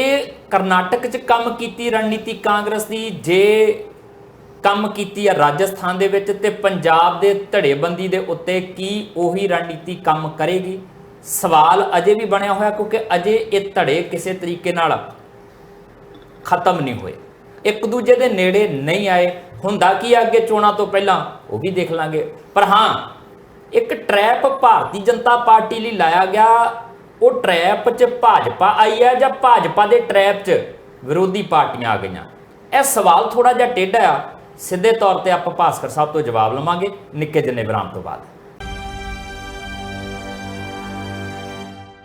ਬ੍ਰੇਕ ਤੋਂ ਬਾਅਦ ਤੁਹਾਡਾ ਸਵਾਗਤ ਹੈ। ਜਿੱਦਾਂ ਦੀ ਚਰਚਾ ਨੈਸ਼ਨਲ ਤੌਰ ਤੇ ਚੱਲਦੀ ਪਈ ਆ, ਸਨਾਤਨ ਧਰਮ ਨੂੰ ਲੈ ਕੇ ਟਿੱਪਣੀਆਂ ਹੋਣ ਲੱਗ ਪਈਆਂ ਨੇ, ਰਾਖਵੇਂ ਕਰਨ ਨੂੰ ਲੈ ਕੇ ਟਿੱਪਣੀਆਂ ਹੋਣ ਲੱਗ ਪਈਆਂ ਨੇ। ਵੈਸੇ ਇਹ ਮੁੱਦੇ ਤਾਂ ਨਹੀਂ ਸੀਗੇ ਚੋਣਾਂ ਦੇ 24 ਨੂੰ ਲੈ ਕੇ, ਮੁੱਦੇ ਤਾਂ ਇਹ ਸੈੱਟ ਕੀਤੇ ਜਾ ਰਹੇ ਸੀਗੇ ਕਿ ਮਹਿੰਗਾਈ ਕਿੰਨੀ ਹੋ ਗਈ ਹੈ, ਪੈਟਰੋਲ ਡੀਜ਼ਲ ਕਿੰਨਾ ਮਹਿੰਗਾ ਆ, ਗੈਸ ਸਿਲੰਡਰ ਦੀਆਂ ਕੀਮਤਾਂ ਕਿੱਥੇ ਤੱਕ ਪਹੁੰਚ ਗਈਆਂ ਨੇ, ਅਡਾਨੀ ਦਾ ਮਾਮਲਾ ਕੀ ਕਹਿੰਦਾ ਆ, ਅੰਤਰਰਾਸ਼ਟਰੀ ਪੱਧਰ ਤੇ ਸਾਡੀਆਂ ਸਥਿਤੀਆਂ ਕੀ ਹੈਗੀਆਂ ਨੇ, ਆਰਥਿਕ ਮੁਹਾਜ਼ ਤੇ ਬੇਰੋਜ਼ਗਾਰੀ ਦੇ ਉੱਤੇ ਸਾਡੇ ਹਾਲਾਤ ਕੀ। ਮੁੱਦੇ ਤਾਂ ਇਹ ਸੀ। ਆ ਸਨਾਤਨ ਤੇ ਰਾਖਵਾਂਕਰਨ, ਇਹ ਮੁੱਦਾ ਕਿੱਧਰਲੇ ਪਾਸੋਂ ਆ ਗਿਆ? ਔਰ ਇਸ ਵਾਰ ਮੁੱਦਾ ਭਾਜਪਾ ਨੇ ਨਹੀਂ ਉਠਾਇਆ ਭਾਸਕਰ ਸਾਹਿਬ, ਮੁੱਦਾ ਡੀਐਮਕੇ ਦੇ ਵੱਲੋਂ ਉਠਾਇਆ ਜਾਂਦਾ। ਤੁਹਾਨੂੰ ਲੱਗਦਾ ਹੈ ਕਿ ਇਹ ਬੀਜੇਪੀ ਨੂੰ ਟਰੈਪ 'ਚ ਲੈਣ ਲਈ ਇਹ ਚੀਜ਼ਾਂ ਕੀਤੀਆਂ ਗਈਆਂ ਜਾਂ ਬੀਜੇਪੀ ਦੇ ਟਰੈਪ 'ਚ ਵਿਰੋਧੀ ਤਰ੍ਹਾਂ ਆ ਗਈਆਂ? ਜਿੱਥੇ ਤੱਕ ਅੱਜ ਦੀ ਡੇਟ 'ਚ ਕਿਹੜੀ ਪਾਰਟੀ ਕਿਹੜੇ ਮੁੱਦੇ ਨੂੰ ਚੱਕ ਰਹੀ ਹੈ, ਬੜਾ ਔਖਾ ਹੈਗਾ ਇਹ ਗੱਲ ਸਮਝਣਾ ਤੇ ਸਮਝਾਉਣਾ ਕਿ ਕੌਣ ਕਿਹੜੇ ਪਾਸੇ ਖੇਡ ਰਿਹਾ। ਅਕਸਰ ਕਈ ਵਾਰ ਸ਼ੱਕ ਹੁੰਦਾ ਹੈ ਕਿ ਜਿਸ ਤਰੀਕੇ ਨਾਲ ਡੀਐਮਕੇ ਜਾਂ ਡੀਐਮਕੇ ਦੇ ਮੁੱਖ ਮੰਤਰੀ ਦੇ ਪੁੱਤਰ ਜਿਹੜੇ ਭਾਸ਼ਣ ਦੇ ਰਹੇ ਨੇ ਸਨਾਤਨ ਧਰਮ ਦੇ ਖਿਲਾਫ, ਅਚਾਨਕ ਹੀ ਉਹਨਾਂ ਨੂੰ ਕਿਉਂ ਨਫ਼ਰਤ ਹੋ ਗਈ ਕਿ ਉਹ ਸਨਾਤਨ ਧਰਮ ਨੂੰ ਖਤਮ ਕਰਨ ਦੀ ਵੀ ਗੱਲ ਕਰਦੇ ਨੇ। ਔਰ ਉਹਨਾਂ ਦੇ ਹੀ ਇੱਕ ਪੂਰਵ ਮੰਤਰੀ ਐਮਪੀ ਵੀ ਰਹਿ ਚੁੱਕੇ ਨੇ, ਇਹ ਰਾਜਾ, ਉਹ ਤੇ ਇੱਥੇ ਤੱਕ ਕਹਿ ਦੇ ਨੇ ਕਿ ਸਨਾਤਨ ਧਰਮ ਕੋੜ ਦੇ ਬਰਾਬਰ ਹੈਗਾ, HIV ਦੇ ਬਰਾਬਰ ਹੈਗਾ।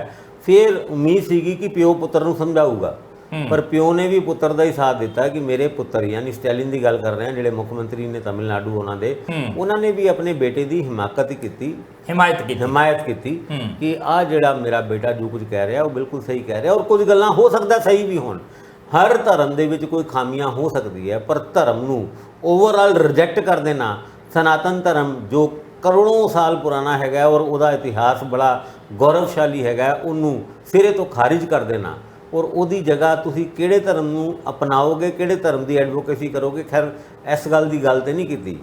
ਹੁਣ ਅਗਰ ਕਿਸੇ ਚੀਜ਼ ਦੇ ਵਿੱਚ, ਕਿਸੇ ਗ੍ਰੰਥ ਦੇ ਵਿੱਚ, ਕਿਸੇ ਚੀਜ਼ ਦੇ ਵਿੱਚ ਕਮੀ ਹੈਗੀ ਹੈ ਤੇ ਉਹਨੂੰ ਸੁਧਾਰਿਆ ਜਾ ਸਕਦਾ ਹੈ ਔਰ ਉਹਦੇ ਸੁਧਾਰਨ ਵਾਸਤੇ ਲੋਕ ਹੀ ਅੱਗੇ ਆਉਣੇ ਚਾਹੀਦੇ ਆ। ਪਰ ਜਿਸ ਤਰੀਕੇ ਨਾਲ ਹੇਟ ਸਪੀਚ ਦੀ ਗੱਲ ਹੁਣ ਜਿਹੜੇ ਉਦੈਨਿਧੀ ਨੇ ਕੀਤੀ ਹੈ, ਫਿਰ ਇਹ ਰਾਜਾ ਨੇ ਕੀਤੀ ਹੈ, ਉਹ ਵੀ ਖਾਸ ਕਰਕੇ ਤਦ ਜਦ 28 ਪਾਰਟੀਆਂ ਦੇ ਨਵੇਂ ਬਣੇ ਹੋਏ ਇੰਡੀਆ ਅਲਾਈਅੰਸ ਦੇ ਤਕਰੀਬਨ ਸਾਰੇ ਲੀਡਰ, ਉਹਨਾਂ ਵਿੱਚੋਂ ਕਾਂਗਰਸ ਤੇ ਸ਼ਿਵ ਸੈਨਾ ਖੁੱਲ੍ਹ ਕੇ ਉਸ ਉਦੈਨਿਧੀ ਦੀ ਸਟੇਟਮੈਂਟ ਦਾ ਵਿਰੋਧ ਕਰ ਰਹੇ ਨੇ। ਬਿਲਕੁਲ। ਔਰ ਉਦੈਨਿਧੀ ਉਹਨਾਂ ਦਾ ਵੀ ਕਹਿਣਾ ਹੈ ਕਿ ਮੈਂ ਕਿਸੇ ਵੀ ਤਰੀਕੇ ਨਾਲ ਆਪਣੀ ਸਟੇਟਮੈਂਟ ਤੋਂ ਪਿੱਛੇ ਨਹੀਂ ਹਟੂੰਗਾ ਔਰ ਇੱਥੇ ਤੱਕ ਕਿ ਗੱਲ ਹੁਣ ਸੁਪਰੀਮ ਕੋਰਟ ਪਹੁੰਚ ਗਈ ਹੈ ਔਰ ਸੁਪਰੀਮ ਕੋਰਟ ਦੇ ਵਿੱਚ ਉਦੈਨਿਧੀ ਇਹ ਰਾਜਾ ਦੇ ਖਿਲਾਫ FIR ਦਰਜ ਕਰਨ ਦੀ ਇੱਕ ਮੰਗ ਕੀਤੀ ਗਈ ਹੈ। ਔਰ ਉਸ ਤੋਂ ਇਲਾਵਾ UP ਦੇ ਵਿੱਚ ਰਾਮਪੁਰ ਦੇ ਵਿੱਚ ਆਲਰੇਡੀ ਇਹਨਾਂ ਦੋਨਾਂ ਉਦੈਨਿਧੀ ਦੇ ਖਿਲਾਫ ਤੇ ਕੇਸ ਦਰਜ ਹੋ ਚੁੱਕਿਆ ਹੈ। ਇੱਕ ਚੀਜ਼ ਹੋਰ ਵੀ ਹੈ ਭਾਸਕਰ ਸਾਹਿਬ, ਇਹ ਮੈਨੂੰ ਲੱਗਦਾ ਕਿ ਗੱਲ ਇੱਥੋਂ ਤੱਕ ਵੀ ਪਹੁੰਚ ਗਈ ਹੈ ਕਿ BJP ਨੇ ਵੀ ਹੱਥੋਂ ਹੱਥ ਲਪਕ ਲਿਆ।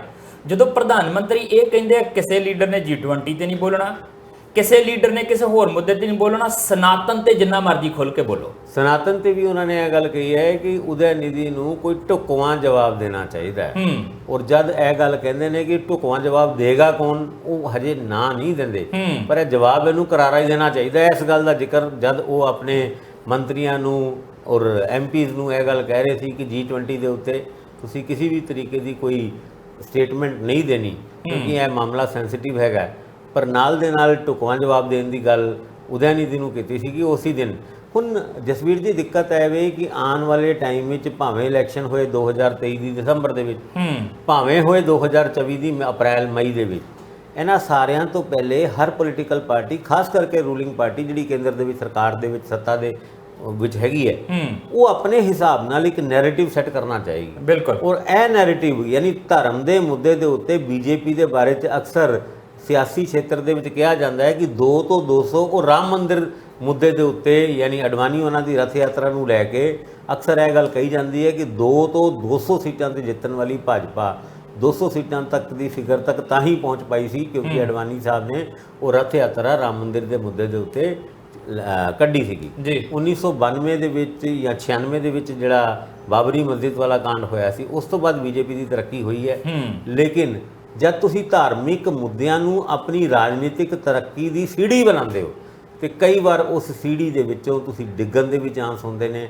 ਇਹ ਜਿਹੜਾ ਰਾਜਨੀਤੀ ਨੂੰ ਮੋਹਰਾ ਬਣਾ ਕੇ ਜੇ ਪੌੜੀ ਚੜ੍ਹਨਾ ਚਾਹੁੰਦੇ ਹੋ ਤੇ ਫਿਰ ਸਾਂਪ ਸੀੜੀ ਵਾਲੇ ਗੇਮ ਦੇ ਵਿੱਚ ਥੱਲੋਂ ਕੋਈ ਸੱਪ ਤੁਹਾਨੂੰ ਕੱਟ ਵੀ ਸਕਦਾ ਔਰ ਫਿਰ ਦੁਬਾਰਾ ਉੱਥੋਂ ਹੀ ਆ ਜਾਂਦੇ। ਇੱਕ ਇਹਦੇ ਨਾਲ ਹੋਰ ਗੱਲ ਜੋੜ ਦਿਓ ਕਿਉਂਕਿ ਮੋਹਨ ਭਾਗਵਤ ਹੋਰਾਂ ਦਾ ਤਾਜ਼ਾ ਬਿਆਨ ਹੈ। ਮੈਨੂੰ ਲੱਗਦਾ ਕਿ ਕੋਈ ਵੈਸੇ ਉੱਦਾਂ ਖਾਸ ਜ਼ਰੂਰਤ ਨਹੀਂ ਸੀ ਇਹ ਬਿਆਨ ਦੇਣ ਦੀ, ਰਾਖਵੇਂ ਕਰਨ ਦੀ ਉਹ ਫੇਵਰ ਕਰਦੇ ਆ ਕਿ ਇਹ ਹੋਣਾ ਚਾਹੀਦਾ। ਜਿਨ੍ਹਾਂ ਨਾਲ ਧੱਕਾ ਹੋਇਆ ਉਹਨਾਂ ਨੂੰ ਰਾਹਤ ਮਿਲਣੀ ਚਾਹੀਦੀ। ਹਾਲਾਂਕਿ ਖੜਗੇ ਸਾਹਿਬ ਨੇ ਪੁੱਛ ਲਿਆ, ਇਹ ਵੀ ਦੱਸ ਦਿਓ ਫਿਰ ਧੱਕਾ ਕੀਤਾ ਕਿਹਨਾਂ ਨੇ ਇਹਨਾਂ SC-BC ਭਾਈਚਾਰਿਆਂ ਦੇ ਨਾਲ, ਕਿਹਨੇ ਧੱਕਾ ਕੀਤਾ ਇਹ ਵੀ ਦੱਸ ਦਿਓ ਨਾਲ।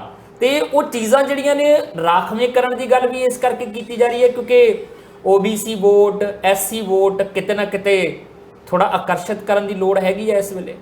ਦੇਖੋ ਸਾਰੀ ਗੱਲਾਂ ਤੇ ਵੋਟਾਂ ਤੋਂ ਹੀ ਸ਼ੁਰੂ ਹੁੰਦੀ ਹੈ, ਵੋਟਾਂ ਤੋਂ ਹੀ ਖਤਮ ਹੁੰਦੀ ਹੈ। ਭਾਵੇਂ ਸਨਾਤਨ ਧਰਮ ਦੇ ਉਦੈਨਿਧੀ ਦੇ ਕਹਿਣ ਨਾਲ ਸਨਾਤਨ ਧਰਮ ਖਤਮ ਹੋਣ ਵਾਲਾ ਨਹੀਂ ਹੈਗਾ। ਬਿਲਕੁਲ। ਇਹ ਤੇ BJP ਵੀ ਜਾਣਦੀ ਹੈ, ਅਸੀਂ ਵੀ ਜਾਣਦੇ ਕਿ ਉਦੈਨਿਧੀ ਨੇ ਇੱਕ ਸਟੇਟਮੈਂਟ ਦੇ ਦਿੱਤੀ ਤੇ ਸਾਡੇ ਸਨਾਤਨ ਧਰਮ ਨੂੰ ਖਤਰਾ ਹੋ ਗਿਆ। ਤੇ ਪੇਰੀਅਰ ਜੇ ਇਸ ਤਰ੍ਹਾਂ ਦੇ ਲੋਕਾਂ ਨੂੰ ਉਦੈਨਿਧੀ ਨਾਲ ਵੱਧ ਤਾਂ ਪੇਰੀਅਰ ਨੇ ਵਿਰੋਧ ਕੀਤਾ ਕਿ ਉਦੋਂ ਖਤਮ ਹੋ ਗਿਆ। ਜਦ ਤੱਕ ਤੁਸੀਂ ਐਦਾਂ ਦੇ ਲੋਕਾਂ ਨੂੰ ਇੰਪੋਰਟੈਂਸ ਦੋਗੇ ਔਰ ਕਈ ਵਾਰ ਐਦਾਂ ਦੇ ਲੋਕਾਂ ਨੂੰ ਇੰਪੋਰਟੈਂਸ ਹੀ ਇਸ ਕਰਕੇ ਦਿੱਤੀ ਜਾਂਦੀ ਹੈ ਕਿ ਉਹ ਸਟੇਟਮੈਂਟ ਹੀ ਇਸ ਕਰਕੇ ਦਿੰਦਾ ਹੈ ਕਿ ਮੈਨੂੰ ਇਸ ਮੁੱਦੇ ਤੇ ਇੰਪੋਰਟੈਂਸ ਮਿਲੇਗੀ ਤੇ ਮੇਰਾ ਵੋਟਾਂ ਦਾ ਹੋ ਸਕਦਾ ਉਹਨੂੰ ਤਮਿਲਨਾਡੂ ਦੇ ਵਿੱਚ ਕੋਈ ਸਮੀਕਰਨ ਦੇ ਹਿਸਾਬ ਨਾਲ ਵੋਟਾਂ ਦੇ ਵਿੱਚ ਉਦੈਨਿਧੀ ਨੂੰ ਕੋਈ ਫਾਇਦਾ ਹੋ ਰਿਹਾ ਹੋਵੇ। ਪਰ ਉਹਦੇ ਵਿਰੋਧ ਕਰਨ ਵਾਲੇ ਵੀ ਅਗਰ ਵੋਟਾਂ ਦੀ ਰਾਜਨੀਤੀ ਕਰਕੇ ਵਿਰੋਧ ਕਰ ਰਹੇ ਨੇ ਤੇ ਕਈ ਵਾਰ ਜਿਸ ਤਰ੍ਹਾਂ ਅਸੀਂ ਕਹਿ ਕੇ ਹਟੇ ਹਾਂ ਕਿ ਤੁਸੀਂ ਪੌੜੀ ਭਾਵੇਂ ਉੱਚੀ ਲੈ ਲਓ 1 ਤੋਂ 99 ਵਾਲੀ, ਪਰ ਥੱਲੋਂ ਜਦ ਸੱਪ ਕੱਟਦਾ ਤਾਂ 2-3 ਤੇ ਕੱਟ ਜਾਂਦਾ। ਲੂਡੋ ਦੀ ਗੱਲ ਕਰ ਰਿਹਾ ਮੈਂ, ਸਾਂਪ ਸੀੜੀ ਦੀ ਗੱਲ ਕਰ ਰਿਹਾ। ਤੇ ਇਹ ਰਾਜਨੀਤੀ ਦਾ ਗੇਮ ਵੀ ਸਾਂਪ ਸੀੜੀ ਤੋਂ ਘੱਟ ਨਹੀਂ ਹੈਗਾ। ਕਦੋਂ ਤੁਹਾਨੂੰ ਸੱਪ ਵੱਢ ਜਾਏ ਤੇ ਜਿੱਥੋਂ ਸ਼ੁਰੂ ਹੋਏ ਸੀ ਉੱਥੇ ਵਾਪਸ ਆ ਜਾਓ। 2 ਤੋਂ 200 ਵਾਲੀ ਗੱਲ ਅਸੀਂ ਕਰਕੇ ਹਟੇ ਹਾਂ BJP ਦੀ, ਹੁਣ ਤਾਂ ਖੈਰ 300 ਵੀ ਪਾਰ ਕਰ ਗਈ ਹੈ। ਲੇਕਿਨ ਸੱਪ ਕੱਟ ਜਾਏ ਤੇ ਫਿਰ 1-2 ਤੇ ਆ ਜਾਓ, ਕੋਈ ਵੱਡੀ ਗੱਲ ਨਹੀਂ। ਹੁਣ ਧਰਮ ਦੇ ਉੱਤੇ ਰਾਜਨੀਤੀ ਕਰਨ ਦਾ ਮਤਲਬ 2 ਧਾਰੀ ਤਲਵਾਰ ਦੇ ਉੱਤੇ ਚੱਲਣ ਦੇ ਬਰਾਬਰ ਹੁੰਦਾ ਹੈ। ਕਦੀ ਵੀ ਜੜਾ ਜਿਹਾ ਪਾਸਾ ਇੱਧਰ ਉੱਧਰ ਹੋਇਆ ਤੇ ਤੁਸੀਂ ਥੱਲੇ ਤੇ ਤਲਵਾਰ ਉੱਤੇ, ਨਹੀਂ ਤੇ ਫਿਰ ਕਦੀ ਤਲਵਾਰ ਨੂੰ ਹੱਥ 'ਚ ਫੜਨ ਵਾਸਤੇ ਤੁਹਾਨੂੰ ਧਰਮ ਦਾ ਹੀ ਸਹਾਰਾ ਲੈਣਾ ਪਏ। ਮੈਨੂੰ ਇਹ ਲੱਗਦਾ ਕਿ ਧਾਰਮਿਕ, ਮੈਨੂੰ ਉਦੈਨਿਧੀ ਉਹਨਾਂ ਦੀ ਉਸ ਸਟੇਟਮੈਂਟ ਦੇ ਵਿੱਚ ਮੈਨੂੰ ਕੱਖ ਨਹੀਂ ਲੱਭਿਆ ਸਵਾਏ ਸਿਰਫ ਉਸ ਵਿਅਕਤੀ ਨਾਲ ਕਿਸੇ ਵੀ ਧਰਮ ਦਾ ਵਿਅਕਤੀ ਖੁੰਦਕ ਖਾਏ, ਇੰਨੀ ਕੁ ਗੱਲ ਤੇ ਸਮਝ ਆਉਂਦੀ ਹੈ। ਲੇਕਿਨ ਉਹਦਾ ਸਿਆਸੀ ਯੂਜ਼ ਕਰਕੇ ਉਹਨੂੰ ਜ਼ੀਰੋ ਕਰਨ ਦੇ ਵਾਸਤੇ ਔਰ ਆਪ ਹੀਰੋ ਬਣਨ ਦੀ ਕੋਸ਼ਿਸ਼ ਕਰਨਾ, ਇੱਥੇ ਸਿਆਸਤ ਸ਼ੁਰੂ ਹੁੰਦੀ ਹੈ। ਹੁਣ ਲੋਕਾਂ ਨੂੰ ਸਮਝ ਆਉਂਦੀ ਹੈ ਤੇ ਠੀਕ ਹੈ, ਨਹੀਂ ਆਉਂਦੀ ਤੇ ਭਰਾਵਾ ਜਿੱਦਾਂ ਤੁਸੀਂ ਚੱਲ ਰਹੇ ਹੋ ਚੱਲਦੇ ਰਹੋ। ਪਰ ਜਦ ਤੁਸੀਂ ਧਰਮ ਦੀ ਸਿਆਸਤ ਕਰਦੇ ਹੋ ਤੇ ਧਰਮ ਨੂੰ ਸਪੋਰਟ ਕਰਨ ਵਾਲੇ ਵੀ ਰਾਜਨੀਤੀ ਕਰ ਰਹੇ ਹੁੰਦੇ ਆ ਔਰ ਧਰਮ ਨੂੰ ਕ੍ਰਿਟੀਸਾਈਜ਼ ਕਰਨ ਵਾਲੇ ਵੀ ਰਾਜਨੀਤੀ ਕਰਦੇ ਹੁੰਦੇ ਆ। ਜੇ ਤੁਸੀਂ ਇਹਨਾਂ ਦੇ ਟ੍ਰੈਪ ਵਿੱਚ ਆ ਗਏ ਤੇ ਸਮਝੋ ਉਹਨਾਂ ਦਾ ਪਰਪਸ ਸੋਲਵ ਹੋ ਗਿਆ। ਉਹ ਉਦੈਨਿਧੀ ਵੀ ਇਹੀ ਕਰ ਰਿਹਾ, ਉਹ ਸਨਾਤਨ ਧਰਮ ਦਾ ਉਹਨੇ ਪੜ੍ਹਿਆ ਕਿ ਉਹ ਜਾਣਦਾ ਕਿ ਸਨਾਤਨ ਧਰਮ ਦੇ ਬਾਰੇ ਜਿਹੜਾ ਉਹਦਾ ਵਿਰੋਧ ਕਰ ਰਿਹਾ ਫਿਨਿਸ਼ ਕਰ ਦੇਣਾ ਚਾਹੀਦਾ। ਉਹ ਤੇ ਸਿਰਫ ਸਿਆਸੀ ਟੀਚਿਆਂ ਵਾਸਤੇ, ਕਿਉਂਕਿ ਤਮਿਲਨਾਡੂ ਦੇ ਵਿੱਚ ਜਿਸ ਤਰੀਕੇ ਦੀ ਰਾਜਨੀਤੀ ਚੱਲਦੀ ਹੈ ਉਹਨੂੰ ਸਨਾਤਨ ਧਰਮ ਦਾ ਵਿਰੋਧ ਕਰਕੇ ਔਰ ਕਹਿੰਦਾ ਹਿੰਦੂਆਂ ਦਾ ਵਿਰੋਧ ਨਹੀਂ ਕਰਦਾ ਮੈਂ, ਸਨਾਤਨ ਧਰਮ ਦਾ ਕਰਦਾ। ਦੱਸੋ ਤੇਰਾ ਕੀ ਲੈਣਾ ਦੇਣਾ ਬਈ? ਤੂੰ ਕਿਸੇ ਵੀ ਧਰਮ ਨੂੰ ਕ੍ਰਿਟੀਸਾਈਜ਼ ਕਰਨ ਦਾ ਤੈਨੂੰ ਕਿੰਨੇ ਹੱਕ ਦਿੱਤਾ ਹੈ? ਤੂੰ ਠੇਕਾ ਲਿਆ ਕਿ ਵੀ ਸਨਾਤਨ ਧਰਮ ਦੇ ਵਿੱਚ ਜੋ ਵੀ ਤਰੁੱਟੀਆਂ ਹਰ ਧਰਮ ਦੇ ਵਿੱਚ ਹੋ ਸਕਦੀਆਂ, ਅਸੀਂ ਇਹ ਗੱਲ ਕਹਿ ਚੁੱਕੇ ਹਾਂ। ਉਹ ਧਰਮ ਦੇ ਅੰਦਰ ਦੇ ਵਿੱਚ ਰਹਿ ਕੇ ਧਾਰਮਿਕ ਸਾਡੇ ਗੁਰੂ ਹੈਗੇ ਉਹ ਗੱਲਾਂ ਕਰਨ, ਜੇ ਨਹੀਂ ਕਰਦੇ ਤੇ ਲੋਕੀ ਉਹਨਾਂ ਨੂੰ ਮਜਬੂਰ ਕਰਨ ਕਿ ਉਹਨਾਂ ਤਰੁੱਟੀਆਂ ਨੂੰ ਖਤਮ ਕੀਤਾ ਜਾਏ। ਜਾਤੀਵਾਦ ਦੇ ਖਿਲਾਫ ਅਸੀਂ ਵੀ ਹਾਂ, ਸਰਕਾਰਾਂ ਵੀ ਹਾਂ, ਸਾਰੇ ਲੋਕ ਹੈ। ਲੇਕਿਨ ਅਗਰ ਕਿਸੇ ਧਰਮ ਦੇ ਵਿੱਚ ਕਿਸੇ ਜਾਤੀਵਾਦ ਨੂੰ ਲੈ ਕੇ ਤੁਸੀਂ ਗੱਲ ਕਰ ਰਹੇ ਹੋ, ਤੁਸੀਂ ਸਰਕਾਰਾਂ 'ਚੋਂ, ਤੁਹਾਨੂੰ ਉਸ ਚੀਜ਼ ਨੂੰ, ਉਸ ਤਰੁੱਟੀਆਂ ਨੂੰ ਗਲਤ ਕਰਨਾ ਚਾਹੀਦਾ, ਉਸ ਤਰੁੱਟੀਆਂ ਨੂੰ ਸੁਧਾਰਨਾ ਚਾਹੀਦਾ, ਬਜਾਏ ਕਿ ਤੁਸੀਂ ਧਰਮ ਨੂੰ ਖਤਮ ਕਰਨ ਦੀ ਗੱਲ ਕਰਕੇ ਇੱਕ ਸਿਆਸੀ ਰੋਟੀਆਂ ਸੇਕਣ ਦੀ ਕੋਸ਼ਿਸ਼ ਕਰੋ ਔਰ ਦੂਜਿਆਂ ਨੂੰ ਮੌਕਾ ਦਿਓ ਕਿ ਤੁਹਾਡੇ ਦਿੱਤੇ ਹੋਏ ਬਿਆਨਾਂ ਦੇ ਉੱਤੇ ਉਹ ਵੀ ਆਪਣੀ ਰੋਟੀਆਂ ਸੇਕ ਜਾਣ। ਮੈਨੂੰ ਇਹ ਲੱਗਦਾ ਸਿਆਸਤ ਤੋਂ ਵੱਧ ਇਹ ਕੁਝ ਵੀ ਨਹੀਂ। ਅਸਲ ਦੇ ਵਿੱਚ ਹੈ ਕੀ ਹੈ ਕਿ ਨਾ ਤਾਂ ਟਰੈਪ 'ਚ ਭਾਜਪਾ ਆ ਰਹੀ ਹੈ, ਨਾ ਟਰੈਪ ਦੇ ਵਿੱਚ ਡੀਐਮਕੇ ਆ, ਨਾ ਕਾਂਗਰਸ ਟਰੈਪ 'ਚ ਹੈ। ਟਰੈਪ 'ਚ ਕੌਣ ਆ? ਟਰੈਪ 'ਚ ਹੈਗੇ ਆ ਅਸੀਂ ਤੁਸੀਂ।